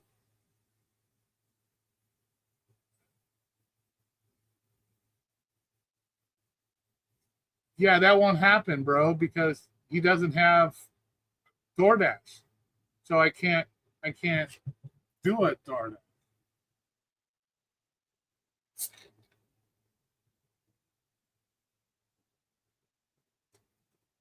And that wouldn't be a battle anyways, bro, because I'm not doing DoorDash 8 fucking hours a day. Fuck that.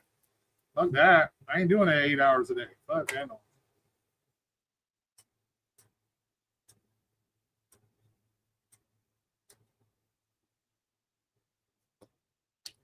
And like I said, even when it comes to the battle, even when it comes to a gig battle, you're still battling somebody's market. You're not necessarily battling them. You're battling their market.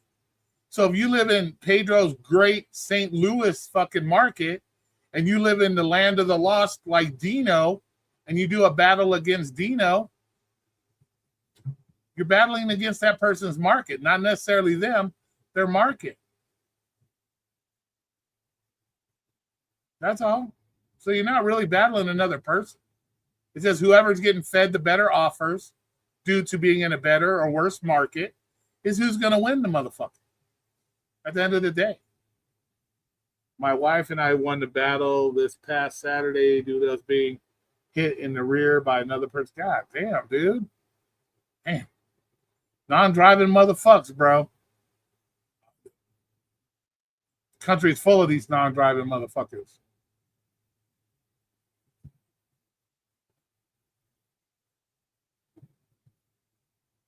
You know?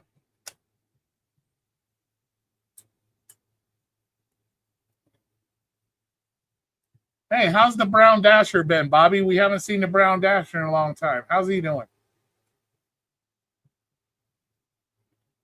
I know he's in your area. He's a buddy of yours. Yeah, that sucks, bro. Well, hope everything is good. Hopefully stats show 99% of drivers not named Bobby are broke because of gig work. No, don't. 99%, my bud. It's probably closer to maybe. You know what? When you say broke, I don't know. It depends on what you mean by broke, bro. You have these delusions of grandeur, bro, of what you think makes a person important, and it happens to be how much wealth you have, and that wealth can be taken away from you at any time. So not everybody looks at life as being their only means is their money. That's not right. Jackie is rich in family. Jackie has a very rich marriage. She loves her husband. She's rich in that sense. Not everything revolves around money. So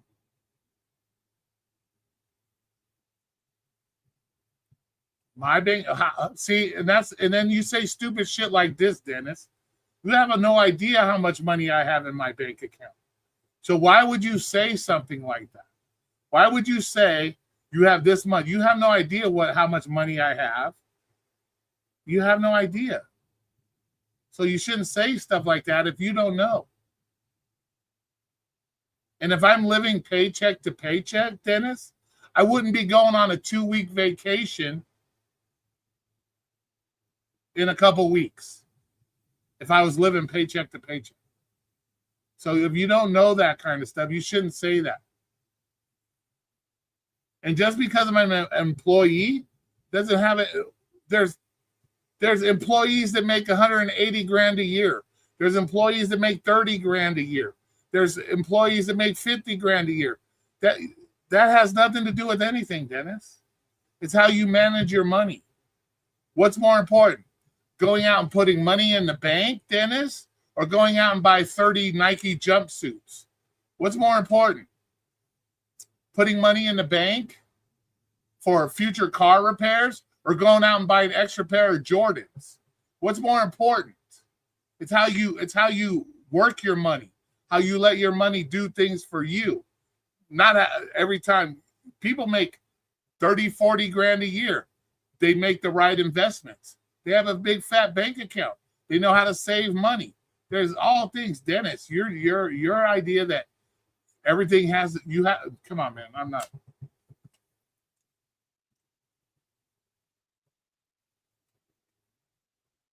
Nobody cares what you have in the bank, bro. You let that's how you live your life, bro. You think all your importance is in what you have in your pocketbook, bro. That's your whole fucking problem, Dennis. You live your life by thinking, oh, as long as I got money in my pocketbook, I'm the greatest of all time. Well, let me tell you something, Dennis. And I'm not being mean and I'm not picking on you. Motherfucker, you had $1 million inheritance and you ended up living in a fucking car. So what you have in your pocketbook means dick, bro. So this whole idea that you think because you have $5,000 in your bank account that you're better than somebody else, whatever the case may be, I'm happy that you got $5,000.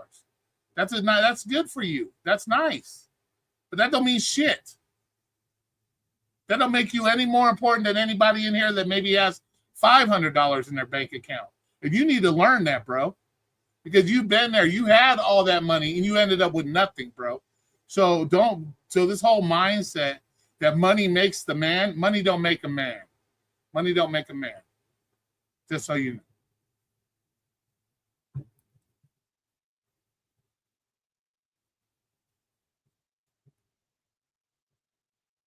You just called me out by my. I'm just calling you. I'm not calling you out. I'm just saying, where are your priorities, Dennis? That's what I'm talking about. See, there you go. Think I'm fucking picking on you. I'm not picking on you, fucker. I'm putting shit in perspective. What's more important? And I'm just saying the stuff that you buy, you think is important. Whereas my money, I put in other things that I think are important. That's all I'm trying to prove to you. See, that's another thing. You get your feelings hurt way too much for a 40-year-old man, bro. You get your feelings hurt real easily, bro. What's up, Holly? How you doing? Did you get my email, Holly? You fucking said you don't know how to fucking respond. Like, what the fuck? God damn. Did you get my email? Look in your fucking spam folder.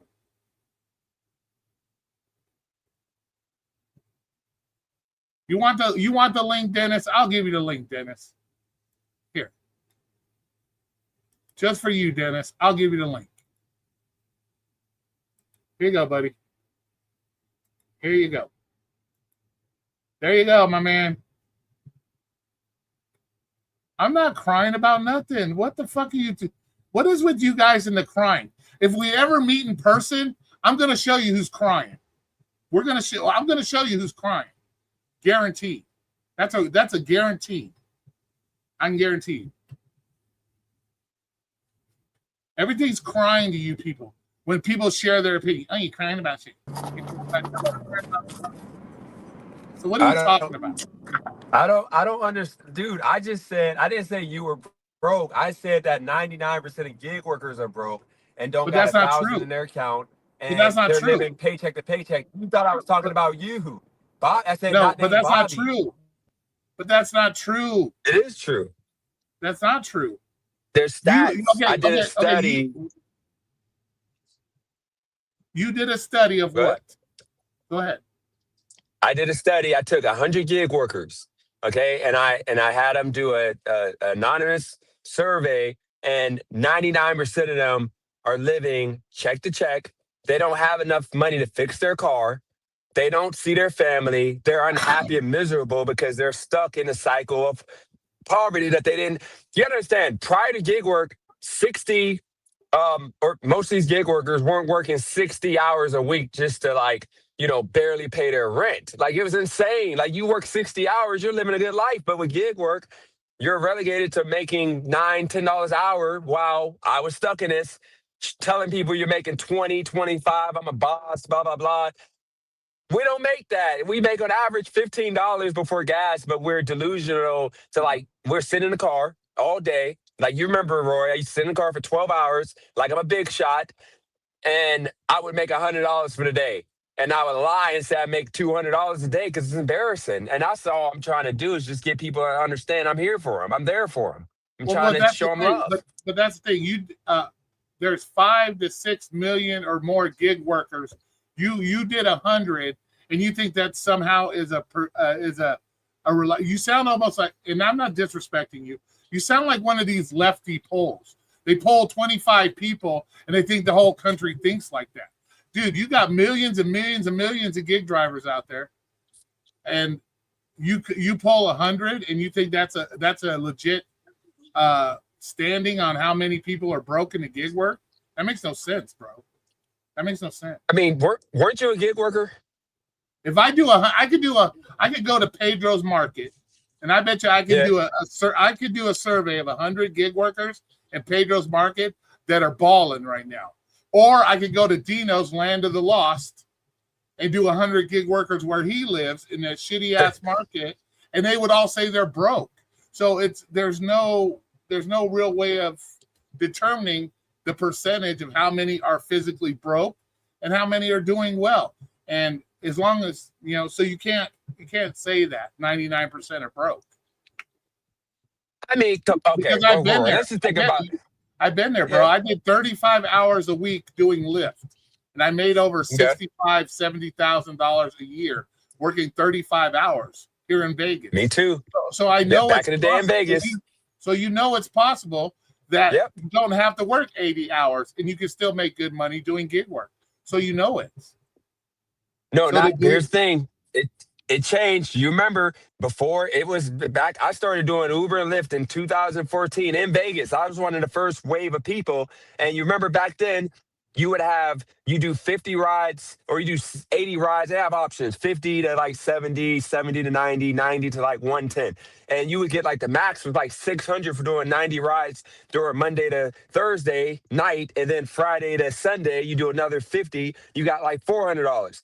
We hit those bonuses, but they stopped doing those incentives in 2018 and they took away the pay based off of you driving. And now it's just an estimated guaranteed upfront fare that you get no matter what.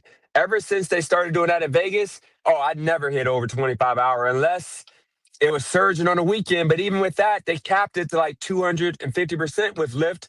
Uber is like 3 times max, and other than on New Year's. So you got to remember, we used to make money. Now it's terrible. So I'm just saying, Roy, as a man, we were different back then. The man I became because of gig work, I blame gig work, was not the man I was before gig work. I would never, ever be as broke and depressed and miserable as I was, but I settled for that because gig work just brainwashes you into thinking, you know what? It's going to be another day. Tomorrow's going to be better. And of course, you have Bobby and people like that, the 1% that make money, but everybody else, especially men, are broke. Look at every single man on YouTube that's a gig worker. Unless you're a YouTuber like Pedro or somebody, you're broke. You're literally in your car all day. You got roommates, or you live with no offense to you, but you live with your mom or your dad. You got roommates. Like I live with my family man. Let's get this straight. I live with my mom because she's a handicapped person, and I have to help take care I know, but I didn't want to make you have to explain that. I know it's admirable you live with your mom. But everybody knows that. So it doesn't hurt my feelings when people say that. There's a reason for it. So. But your situation is different than these grown ass men, Roy. That's all over YouTube. Don't pay no bills. Don't do nothing. Who come out here on YouTube talking about how, like, their gig work changed their life. They got freedom. Yeah, you got freedom when your bills are $1,200 a month. Not even that much, $500 a month. I'm just saying, we used to be men. Now we're like turning into women.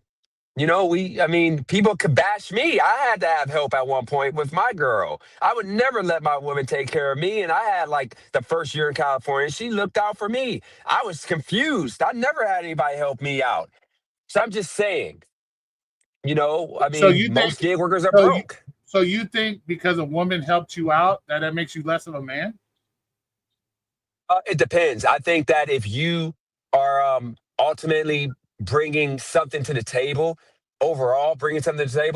financially first, then you're good. But if you are one of these men that are out here living off their mom, and I keep saying live off the mom, I'm talking about mom, dad, you know what I mean? Not you. I'm just saying living off the parents, or you got roommates, you're not pretty much taking care of business. And you have a woman, or you moved in with your, baby mama, or you're doing like the living off of a woman Section 8, just all the ways men do it. Men, we're just weak now to where you have all these guys all over YouTube just bragging about how life is good, and they don't really work. They work like 20 hours a week. Like, how do you work 20? How do you make $2,000 a month and think you can live off that? I'm just saying, it's 2026. Because people do it. There's places out there you can do that. Where? Okay, how I much mean, here? where? I'm gonna ask you. How much do you think I paid in rent for a 2-bedroom condo here in Las Vegas? When? What year? Or you talk about now? Let's say, let's see. Let's say 5 years ago. What would you think rent would be?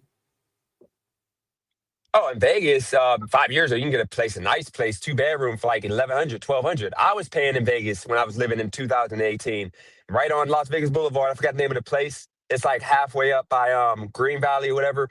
Uh, I was paying like 1,250, and it was nice. I mean, it was dated, but it was upgraded, modern, pool and everything. I was paying 1,200 for a 2 bedroom, the high ceilings and all of that. So I had a 2-bedroom, 2-bathroom, 2-car garage condo. I paid only $700 a month for it. So it's possible to find. Where were you at? I was right there on Mount Hood and Lake Mead. That's why you're in North Vegas. But you're the man. So nobody's gonna rob you. But I would never do that. Nothing to do with it. No, it does. Cause I could have got a house out there for like $1,000. I was like a mini mansion, 3 bedroom, big pool, hot tub. You can get that for $1,000. Nobody wants to live out there unless you're proving my point. It's where you choose to go.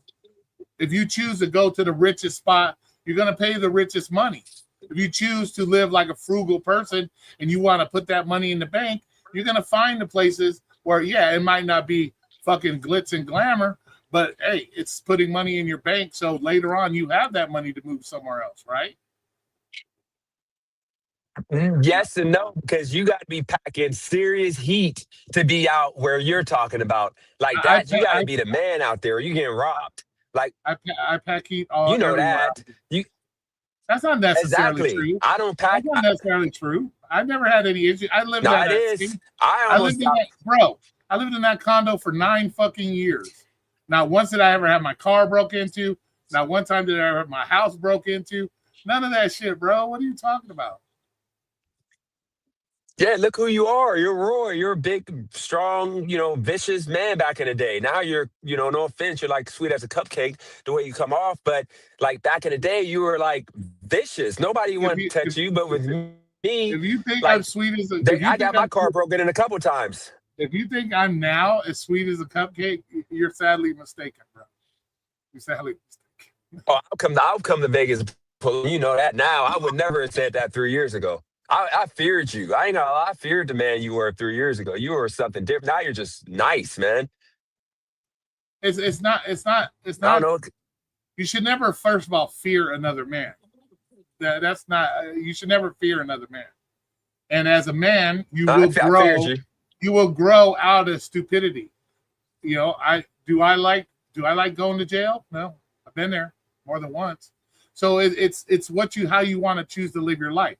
Do you want to live that hard ass life all the time? No, bro. You're gonna grow. You're gonna emotionally grow. And because I've emotionally grown, not to have this fucking crash out every time I get angry about shit, or I learn to control my anger better. Because when I don't control my anger, it puts me in bad spots, bro. And I don't want to be in that spot. My last time I had that really bad anger issue, it cost me my job. It cost me money. It cost me fucking time in jail. So I don't like to want to have to lose my cool anymore. So I've learned to control that anger. That's just me growing as a human, bro. I mean, people are taking advantage of it, man. You got Torp over here talking crap about you. You got Pedro thinking he can disrespect you. Dennis, this is the way I look at it. Until they are standing in front of me and saying it, what they say over the internet means nothing to me. When you say it in front of my face, when you have to face the consequences of saying it in my face, then that's when we deal with that issue. But you can say whatever you want when you're 6,000 miles away. You can say whatever you want. But when you're saying it in front of my face, that's when the time for consequences come about. That's all there is to it. But you gotta have Pedro. Come on now, you got Pedro bullying you. You can't do that. Like Pedro used to bow down to you. These people ain't bullying me nothing. It shows their lack of intelligence that they do that kind of stuff. Doesn't show anything bad on me. It shows their lack of mental intelligence. that they think, oh, I'm going to pick on this guy because I'm 3,000 miles away. I won't say it to his face, but I can say it 3,000 miles away. That shows their lack of fucking intelligence. That shows their lack. See, if I was to run into Dennis where you are right now, let's say you parked at McDonald's and I was at McDonald's, I would come up to you and I would say the same fucking bullshit I say on YouTube. I'd say it directly to your fucking face. I have no problem with that. I'm that guy. I will do it. But these guys aren't. They're not that guy. They're not that guy. So I mean, I don't think you would pull up on me. I'm a black guy. So their emotional weakness, picking on somebody because they think there's no consequences, that's on them, bro. That's on them. That has nothing to do with me. You can say whatever you want about me. Doesn't affect my life. Doesn't pay my bills. Doesn't put food on my table. Ain't stopping me from going anywhere and doing what the fuck I want. So say whatever you want about me. I don't care. I mean, I'm just telling you, I don't think you would. I don't think you'd come up on me because I'm a black guy. You know, like white guys fear us in 2026. Well, if you think y'all just know better. I'm scared of, I don't give a fuck what race you are. I'm not scared of nobody, bro. What the fuck are you talking about? So you telling me that you would actually? I would roll up on you. I don't care if you're black, green, purple, alien. If I have a fucking problem with you, I don't give a fuck what you are, who you are. I'm gonna pull up on you. Sure. It is what it is. Well, I'll say this, just so you know, when you got into your feelings earlier, you might whoop my ass. You never know. You might whoop my ass. Oh, you know what I'm saying? I've been in the weight room. More than likely, I will. Okay, I'm 40 years old. You're like 52. Well, I hope you got a protein smoothie with your son because you need to eat some more, motherfucker. I put on 10 pounds, but I want you to understand, I wasn't disrespecting you. You know, I respect you. You understand when I said the $1,000, I just want you to keep this point in mind. I'm saying that, see, Roy, this is the problem with us men. Back in the day, including myself, if we had under $1,000 in our bank account, you should not be getting no coochie. Secondly, if you're living paycheck to paycheck, just hear me out. If you're living paycheck to paycheck, you consider yourself a struggling guy and you're trying to get ahead. I'm not saying you're doing that. You have a job. You actually have structure and all that now. But you know good and dang on well, most gig workers, most of us men, you realize I went years without getting laid because I followed that principle and I couldn't get my account over because my car was breaking down. I didn't have money for gas because it was just hard, especially in Vegas. Forget about it. You're telling me just because you had $1,000 in the bank, you couldn't get a woman to suck you off? No, what I'm saying is, as a man, I can't because you got to have a look. See, really, you shouldn't be having sex unless you got 20,000 in the bank account. So hold on a second. It had nothing to do with the amount of money in your bank. You made the decision because you didn't feel man enough to get your dick sucked. I'll have $10 in the bank. She wants to suck me off. I'm letting her suck me off. It doesn't matter, bro. That's your personal choice. But you can't say only because you had $1,000 that you had to go this many years without coochie. You made that choice to go without the coochie. Not your bank account had nothing to do with you getting coochie. You had to do what you get not getting the coochie. Not the fucking $1,000. No, it was more so I had to focus on if she got pregnant. So you understand, you had to have money and cushion in case the woman get pregnant, which is why I haven't had a kid since my son. If you had $1,000, if you had $1,000 in the bank, you have $50 to buy Plan B if you needed to. So if you had $3 at least to buy some rubbers, bro. No, I mean, I don't. See, here's the thing. I don't take that chance, that gamble. I'm a responsible man. I'm a responsible man. So I'm not going to risk getting a woman pregnant. And here's the thing. I think as men, we need to go back to that code of losers and brokies should not get laid. When I was being a loser and brokey, I didn't get laid. I didn't get laid in Vegas. You know how easy it is to get laid in Vegas. I didn't get laid because guess what? As a man, we need a code of ethics. We got to stop having all the brokies smashing women, making babies who end up, populating our prison system. It's not just the guy's fault. It's not just the guy's fault. If the girls are going to spread it and let them, then that's on the girls too, bro. Can't blame it all on the men. If the men have nothing, one way. If the men have nothing to stick it in, then we don't have that problem, right? It's not the men. The men don't. The men, unless they're doing some kind of nefarious R-word shit. But other than that, if the girls aren't willing to give it up to whoever ghetto ass, if they want to spread it for the ghetto, then they get the ghetto consequences, bro. It is what it is. Oh, We gotta is hold that men Bobby? accountable though, man. Is that Bobby? Bobby. Yeah, bro, y'all got me dying. This shit's funny, dude. Like Hey, I've okay. been just laughing my ass off to this shit. That's what I do. I cook, man. We Bro, gotta like entertain the people. That's called he, entertainment, bro. That's hearing called. Roy be called a cupcake is the most hilarious thing I've heard all day. So It that's is what funny it I mean, shit, man. sadly, for and Roy knows everything I'm saying. I'll say it to his face now because he's like, like new Roy. He's not the old Roy. I'll say it to his face. But back in the day, I would never dare. You realize Roy used to be Stone Cold Steve Austin. That's how I met him. The first time I met Roy, I was in awe because he cooked Torp and like 3 other people, just cooking them. Like, that's what made me a fan. That was like 5 years ago, actually. That was like right when I first started doing YouTube. Then, like, the past, like, 2 years, I just noticed he just started being like just nice. It's disgusting. Like, he went from like people would never put his name in no title to he got people calling him a white supremacist, and he's like laughing it off on their channel the next week, defending them. And you literally defended Pedro against Torp for like you were sucking Pedro dry. I never thought I would see that day when Pedro has walked men off a cliff for gig work. Pedro ain't making no money. If he wasn't doing gig tubing, he wouldn't be doing gig work. He doesn't show no receipts. All he does is yap about making 300, 400 a day. And you over here sucking them off because Torp's telling the truth. Most men are broke. Bobby is the 1% because Yeah, that's he's just probably the Bobby. smartest thing that you've said all day. Yeah, like you realize Bobby was on my channel. When Beavis and them was all going in on me, why? Because I was in denial that gig work was terrible. And I'm sitting here dusty. Like, look, I got a job and look how fast I got this car. Rich is, you know, like big for me. I got my motorcycle here. I got a beautiful apartment. I got money in my pocket. I got paper. I can go eat anything I want. Everything's good because I stopped doing gig work. I haven't done DoorDash in months. I got a job, even though it's still a 1099. But like you were all about this, Hey, Roy. But everybody now say it's like hello people to are Flex. fighting. Everybody say hi, Flex. Everybody say hi, Flex. Hi, Shout Flex. out to Flex. Flex needs to quit gig work too and go hit the weight room, and get a clue, the W.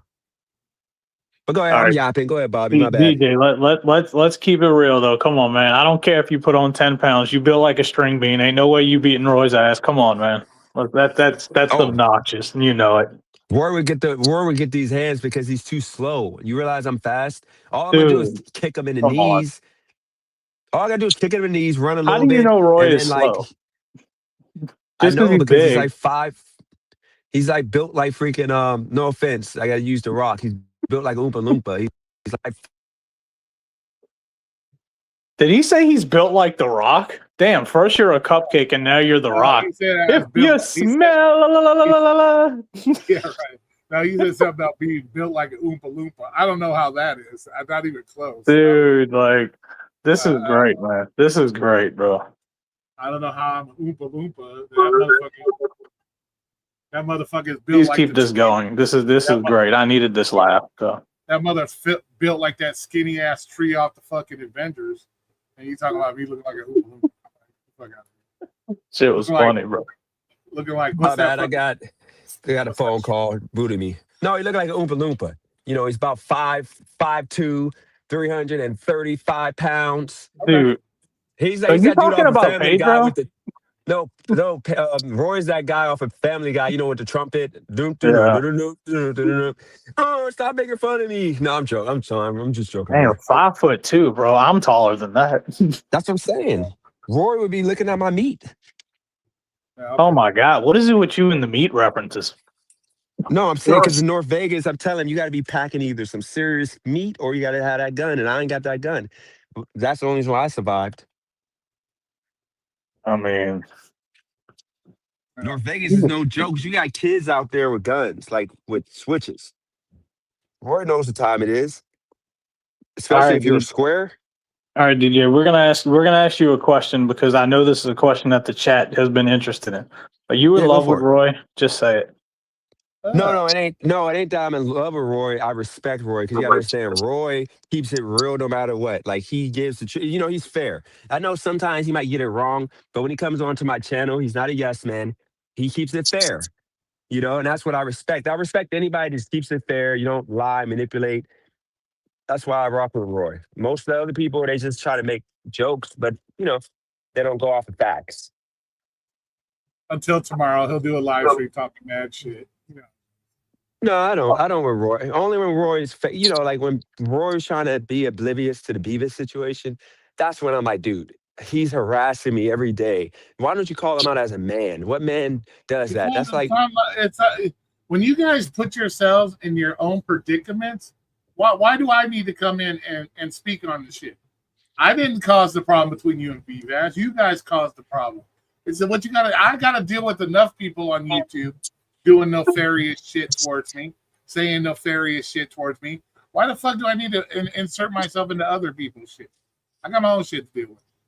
I mean, I apologized to him. I already apologized to him. I told him, it's my fault because I forgot that I have fans. He's a fan. Ultimately, he's a fan.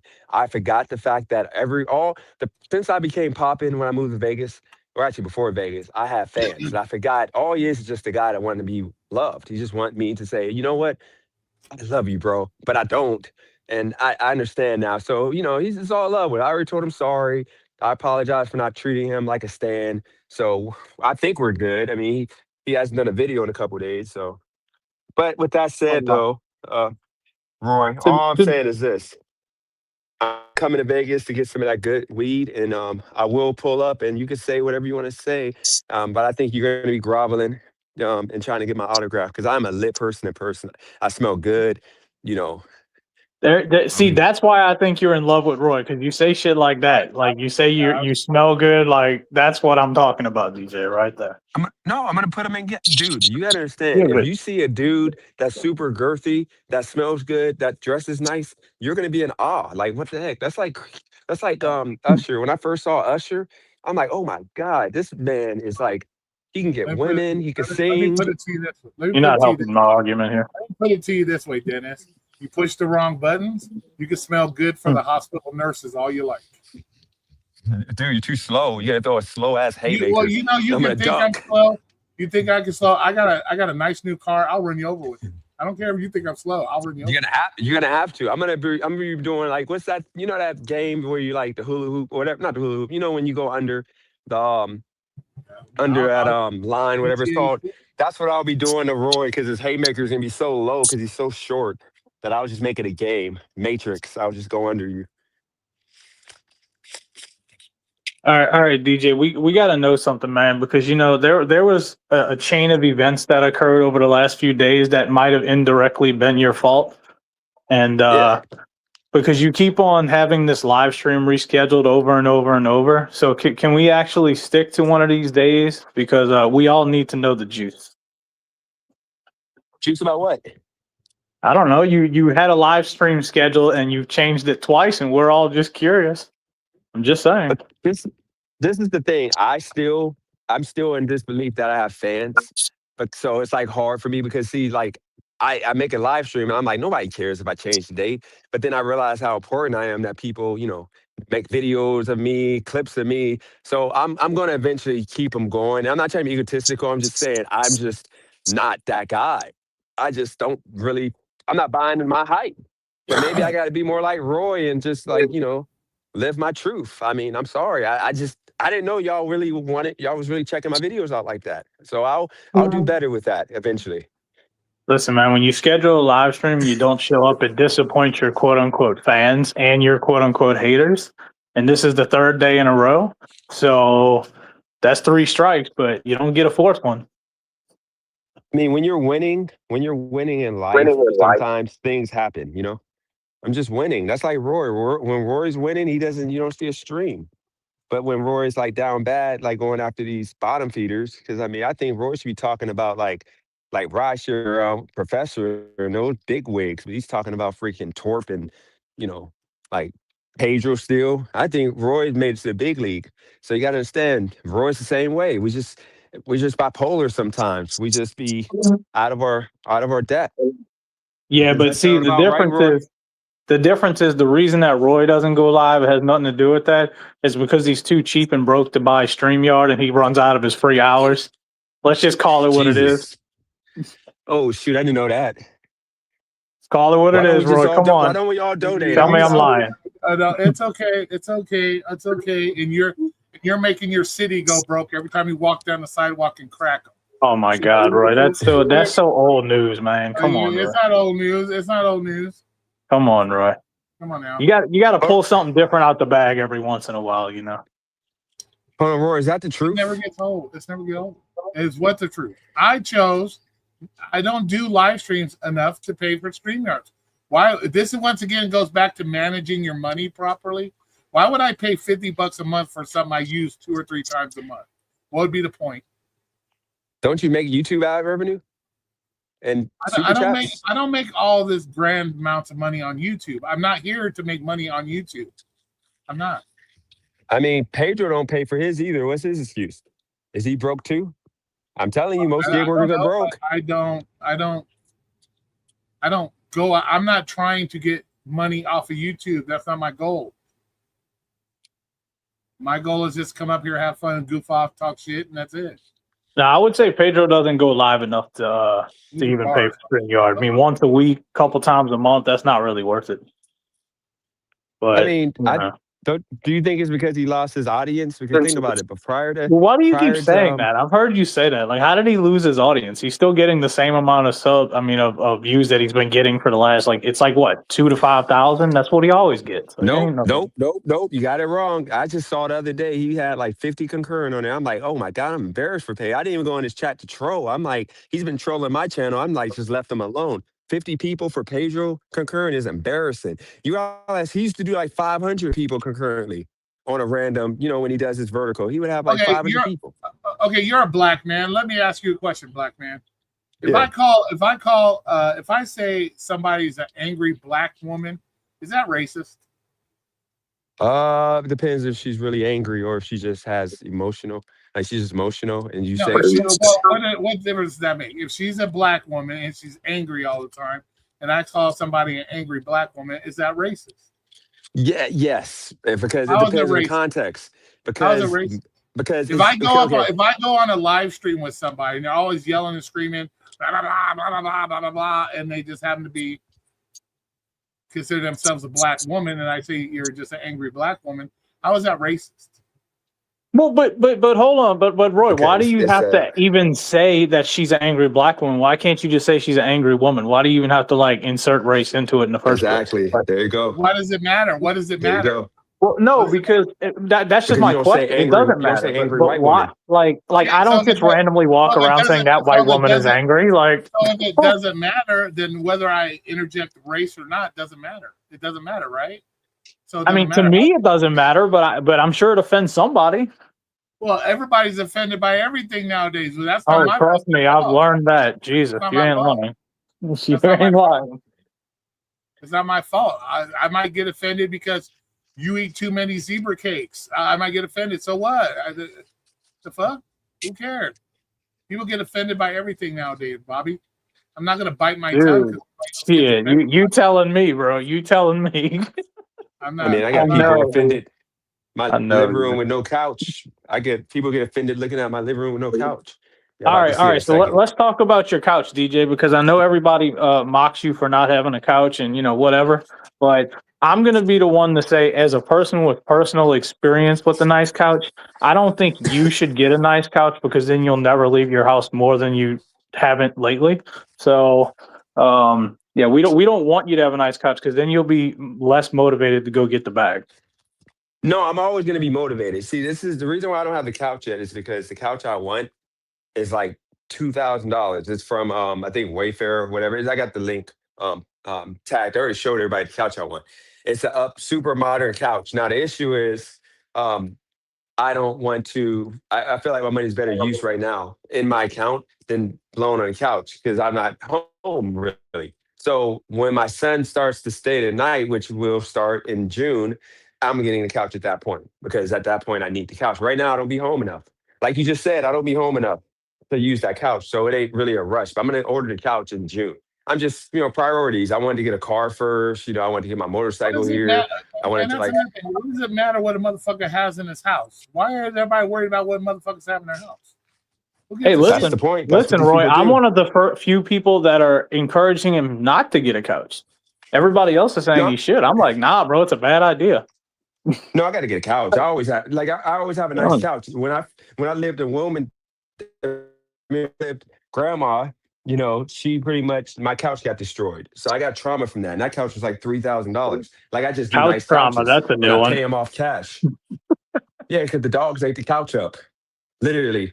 But no, I mean, Roy, That's a new let me one. get into that whole angry black women thing. The whole angry black women thing is the same as the angry black man thing, to where like Stephen A. Smith is passionate and they'll say that he's angry, just like how you would come on my channel, like, why are you always whining and complaining and crying? Because I'm talking about issues when you've been on here crying about, the same guy or about, the same people every day, but they just say you're passionate, you're entertaining. That's the issue that we face as black people. We can't be passionate and talk about stuff without being called angry. When I'm never Well, angry, I'm happy. the issue with Stephen A. though is that he's not an angry black man and he's not passionate. He's just a dummy. He says he has really dumb, unintelligent takes, and it's not because he's black. He just says stupid shit. Like he just doesn't speak intelligently. Like he says the most obnoxious shit just to get attention.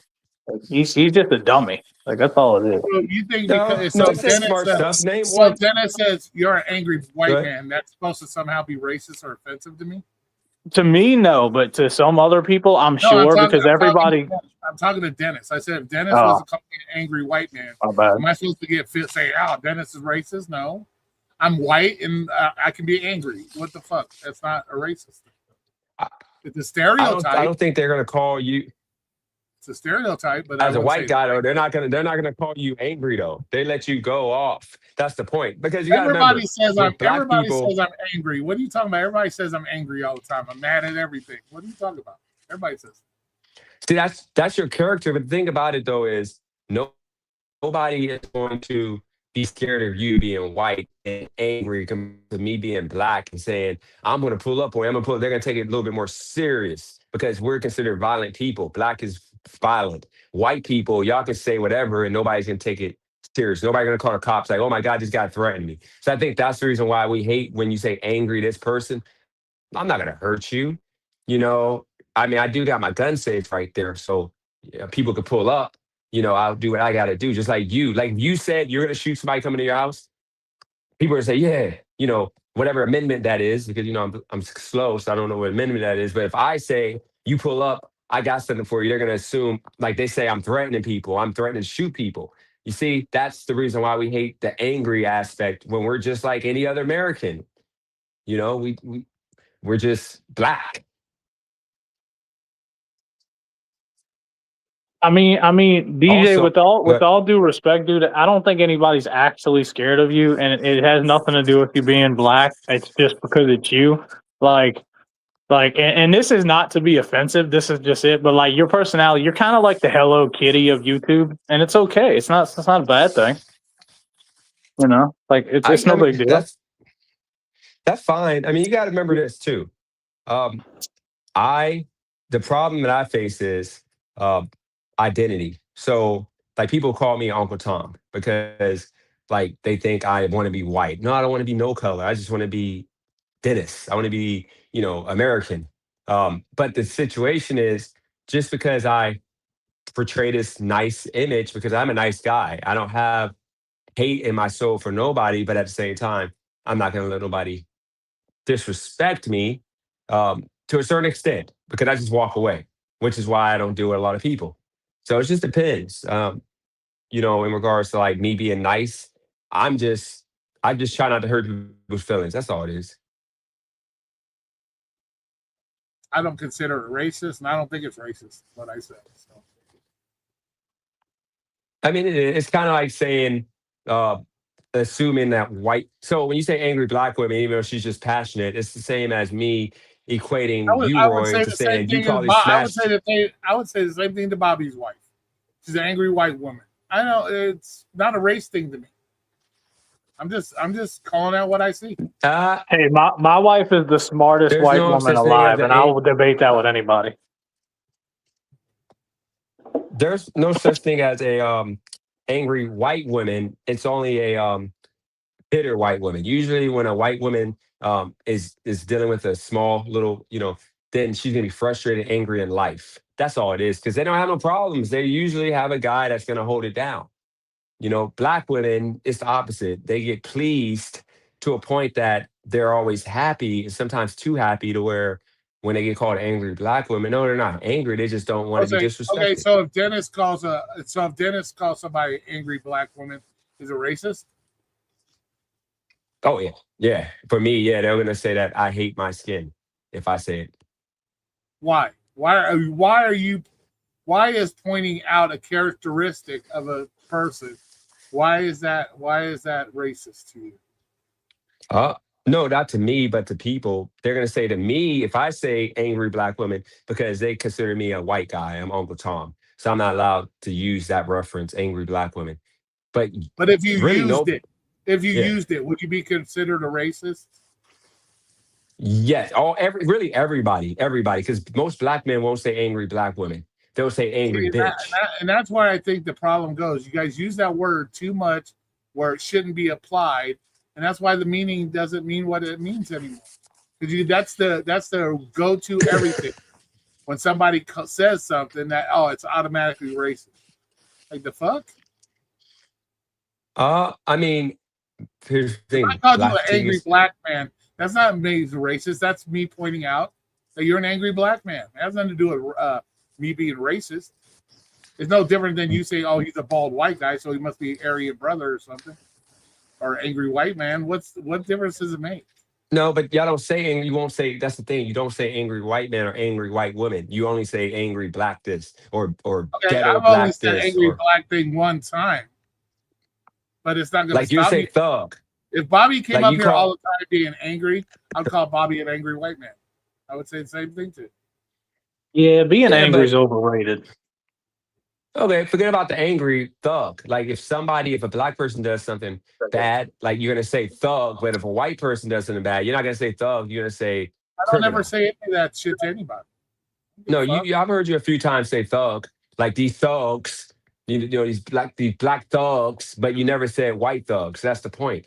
I never White Okay, said but black. thugs. I never said But if black. somebody's like You talked about robbing these and young sexually kids. assaulting and fucking like stealing shit, like what's wrong with calling them a thug? That's what they are. No, but white people do it overall. White people do it more, but they're never called thugs. Well, the Black people are reason that called white thugs people do it immediately. more is because percentage wise, there's more white Yeah, you're people. more. So Yeah, but I'm technically, it saying, makes sense that the percentage will be higher. but they don't call those whites thugs. They only call black people thugs. That's the point. I've called white people thugs. But Hell yeah, you're 1%. You're yeah. 1%, Bobby. Most white men are Dude, not I calling know. white people thugs. I can't help it. But Dennis, if we're having a conversation and your conversation is based on the black community and the crazy shit they're doing, why would I bring up white people? If our No, I'm conversation saying is you got the equal opportunity. That's like see white people. Y'all do see black people. We rob, steal, and kill. White people, sadly, you sleep with your sisters. You smash animals. You're like That's true. That's bombing true.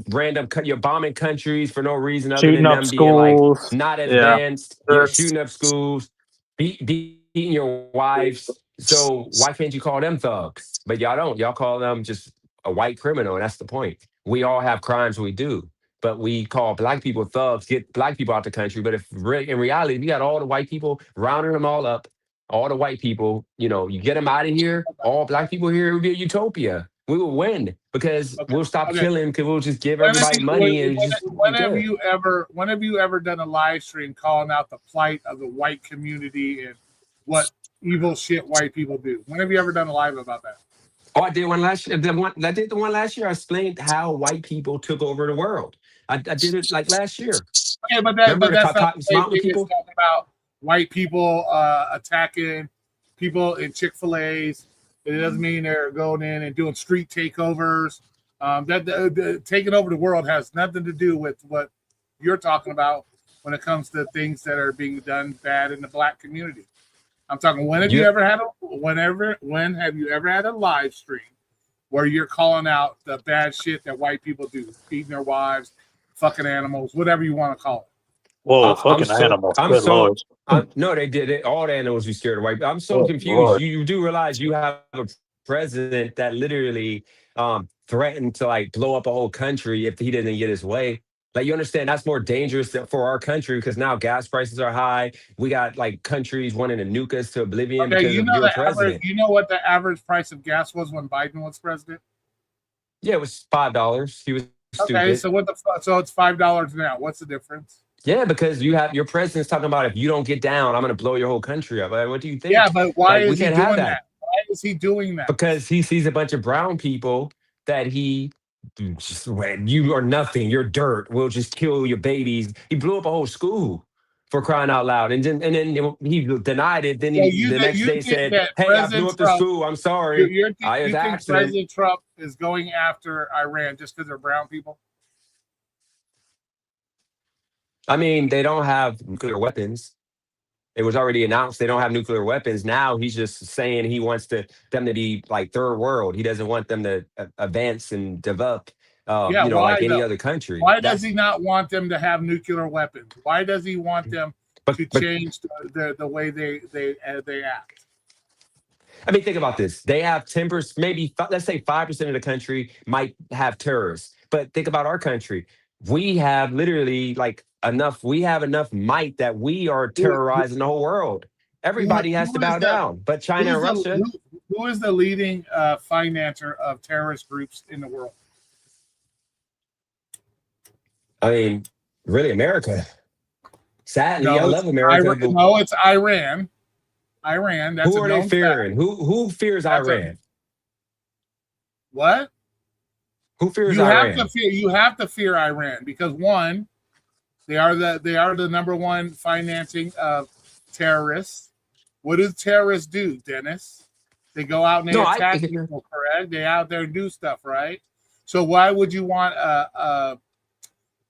that country to be able to develop nuclear weapons knowing that they go out and purposely try to kill certain groups of people that they don't like? Do you want them to do that? No, I agree. We took So the out reason that their he's wanting missile. to, so the reason he wants regime change is because one, they hurt their own people. Their people aren't free to do anything. They did not recently killed like 30,000 people because they were protesting. So they kill their own people. Just like That's their problem. We kill our own people. We put no, people in projects. but they also threaten America to kill America, to kill Israel's all the fucking time. So why not make the attempt to change the regime so when we're overseas, our troops don't have to worry about being murdered and blown up, along with other countries that they do the same shit to. Here's the thing, Roy. I think he took out the nuclear capabilities, whatever you want to call it, but just leave. We're done. But here's the thing: in America, you have white people that's putting black people in.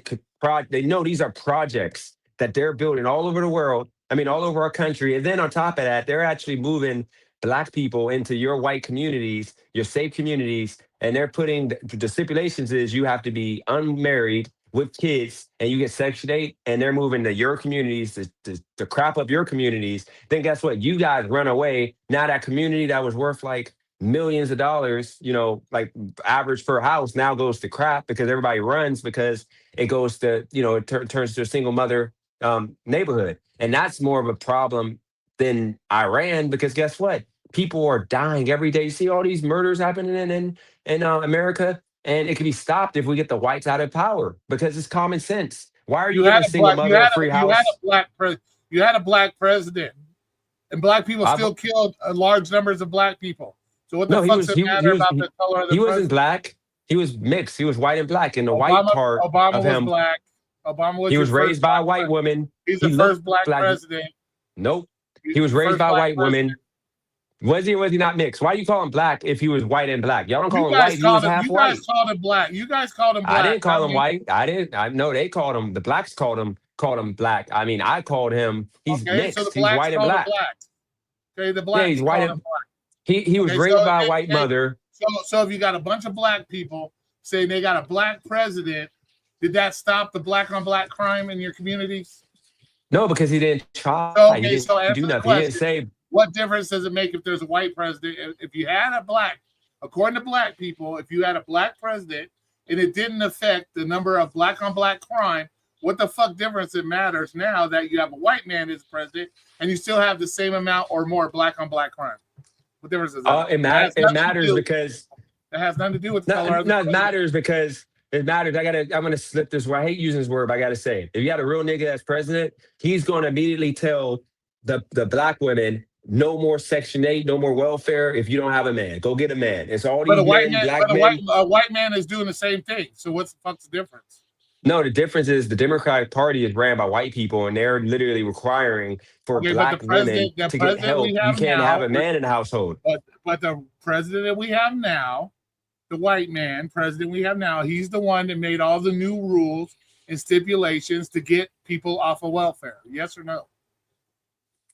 Yeah. You may okay. So why do you need a black president to do it if the white president is already doing that?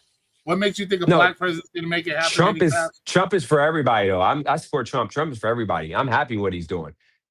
I'm just saying that he's still a terrorist in reality. And the definition of a terrorist is somebody that terrorizes a certain amount of people, and that's what we're doing. Trump literally said to a whole country that he's going to bomb them to smithereens, all those innocent people, all because of a couple dictators that won't get down. That literally we have the capabilities to nuke. We have the capabilities to blow their brains out from America. And he said it to the same country, and he said it to the same country that says all Americans should be killed and die. No, not majority of that country was they were happy that we were bombing. Majority of that country, you ain't see the videos of them happy. Exactly. So why are you saying it's a bad thing? So why should they die?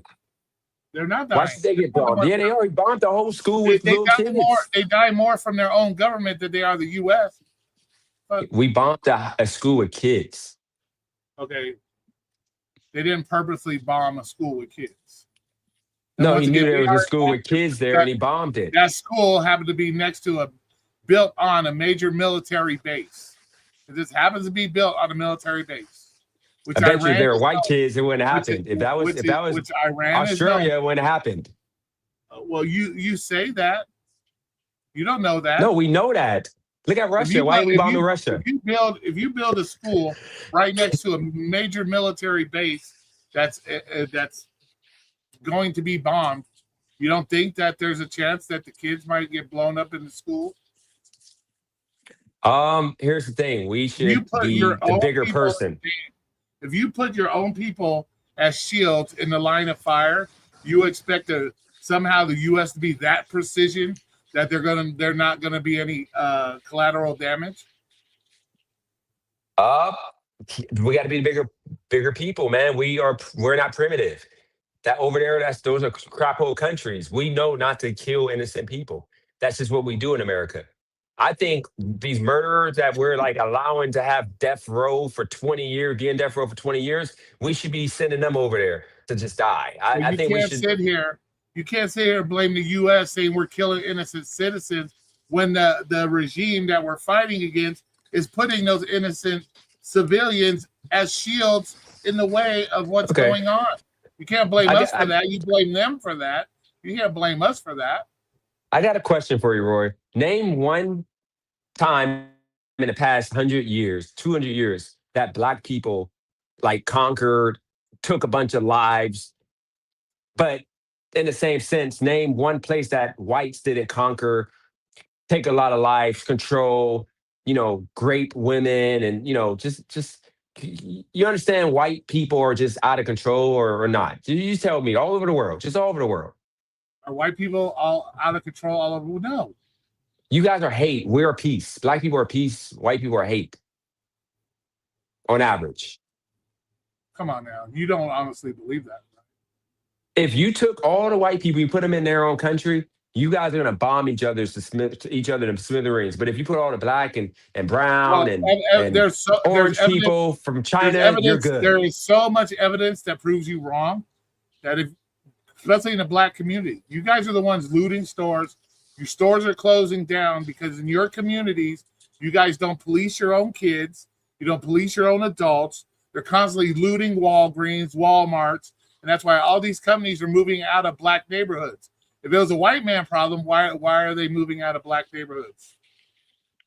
Because this is the problem. You guys are building projects. You know So that you're you saying call it's them the white man's. So you're saying it's the white man's fault that all the black people choose to go out and loot and steal and kill everybody and cause companies to leave their own neighborhoods. You're saying it's the white man's fault? in reality it is. I'm actually gonna swap phones because it sounds like my phone. Okay, then you living in a delusional land, bro. No, you put the link in the chat real quick. I'm gonna swap phones. This phone's Okay. my burner phone. Got like 5 more minutes. I want to back for that point you just made. I'll be right back in.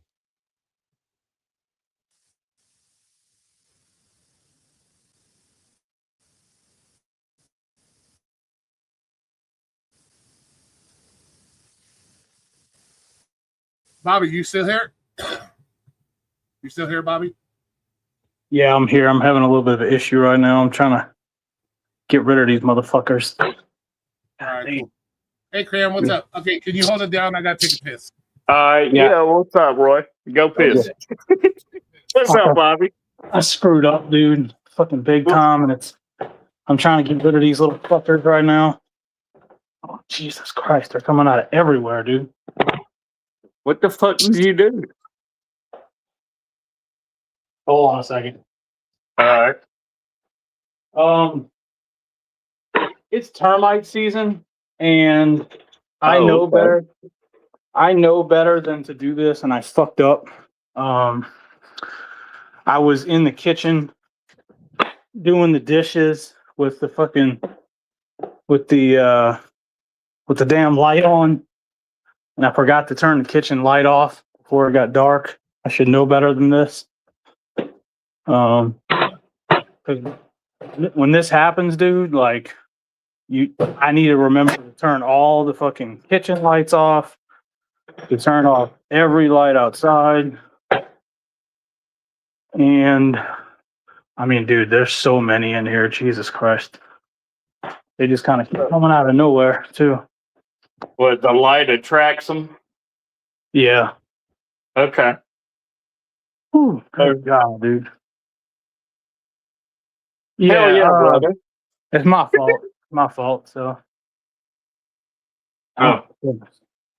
I was just going to ask Dennis a question, but he had to dip down. But that was lovely because, like, Memphis, Tennessee is like the most dangerous city in America. They supposedly say right now, anyways. It's one of, yeah, for sure. That is for sure true. All right, let me turn all this off just to make sure. What did you do, Bobby? What are you trying to fight? Well, okay, so it's termite season, and up until like recently, they weren't that bad, right? And I know better because I know that Mother's Day is like the week that it gets like really freaking bad around here, and I should know better because I know that once it starts getting dark outside, I'm supposed to turn all like the kitchen lights and everything off. And my stupid ass was doing dishes in the sink, not even paying attention to what time it was. And I left the kitchen light on while I was doing dishes, and all of a sudden I'm like, I feel like something is crawling on my neck. So I look around, and now there's like, I don't know, fucking 50 of these motherfuckers in here. Hey, don't you rent that place? Why don't your landlord come get rid of the termites? Well, I mean, you can't. You can. They spray, but like you can't get rid of them. But when it's this peak season, you just have to deal with it. It is what it is. It's a curse to living in the South. Well, but okay, well, Dennis won't be back for another 15. I'm not gonna let it go that long because I gotta save some time here. Yeah.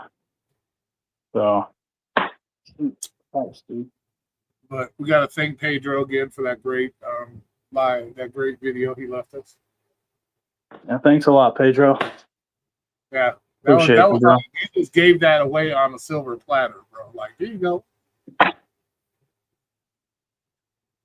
Oh my God, I'm an idiot. How do you? Oh, dude, you're tripping over some bugs, man. Go get some bugs. I'm not tripping, bro. I'm mad at myself that I allowed this to happen. So they like the lights being on or something? Yeah, it attracts them. That and like they always say to turn off all of your outside and as many inside lights as you can, as well as to make sure that like nothing outside your house, like is leaking or anything. You know what I mean? I guess. I don't know. We don't really deal with that here. So. Yeah, it's not like termite season happens for like a couple of weeks, but it's only really bad from like the day after Mother's Day for like a day or two, and then they're pretty much done. And the thing with termites is that like, so what time is it? It's 8:30 right now. So I would say in the next 20 to 30 minutes they're all just gonna die. They all just they just die. Die from what? That's the way termites work. They just have like a short shelf life. Like they need certain things to survive, and once that time passes, they just die. That's the way it goes. Okay, I guess. Yeah, I'm just trying to kill them because they're irritated. Now I can't even fucking eat dinner until this shit stops. Why are they attacking your dinner? Dude, they're fucking all over the place, bro.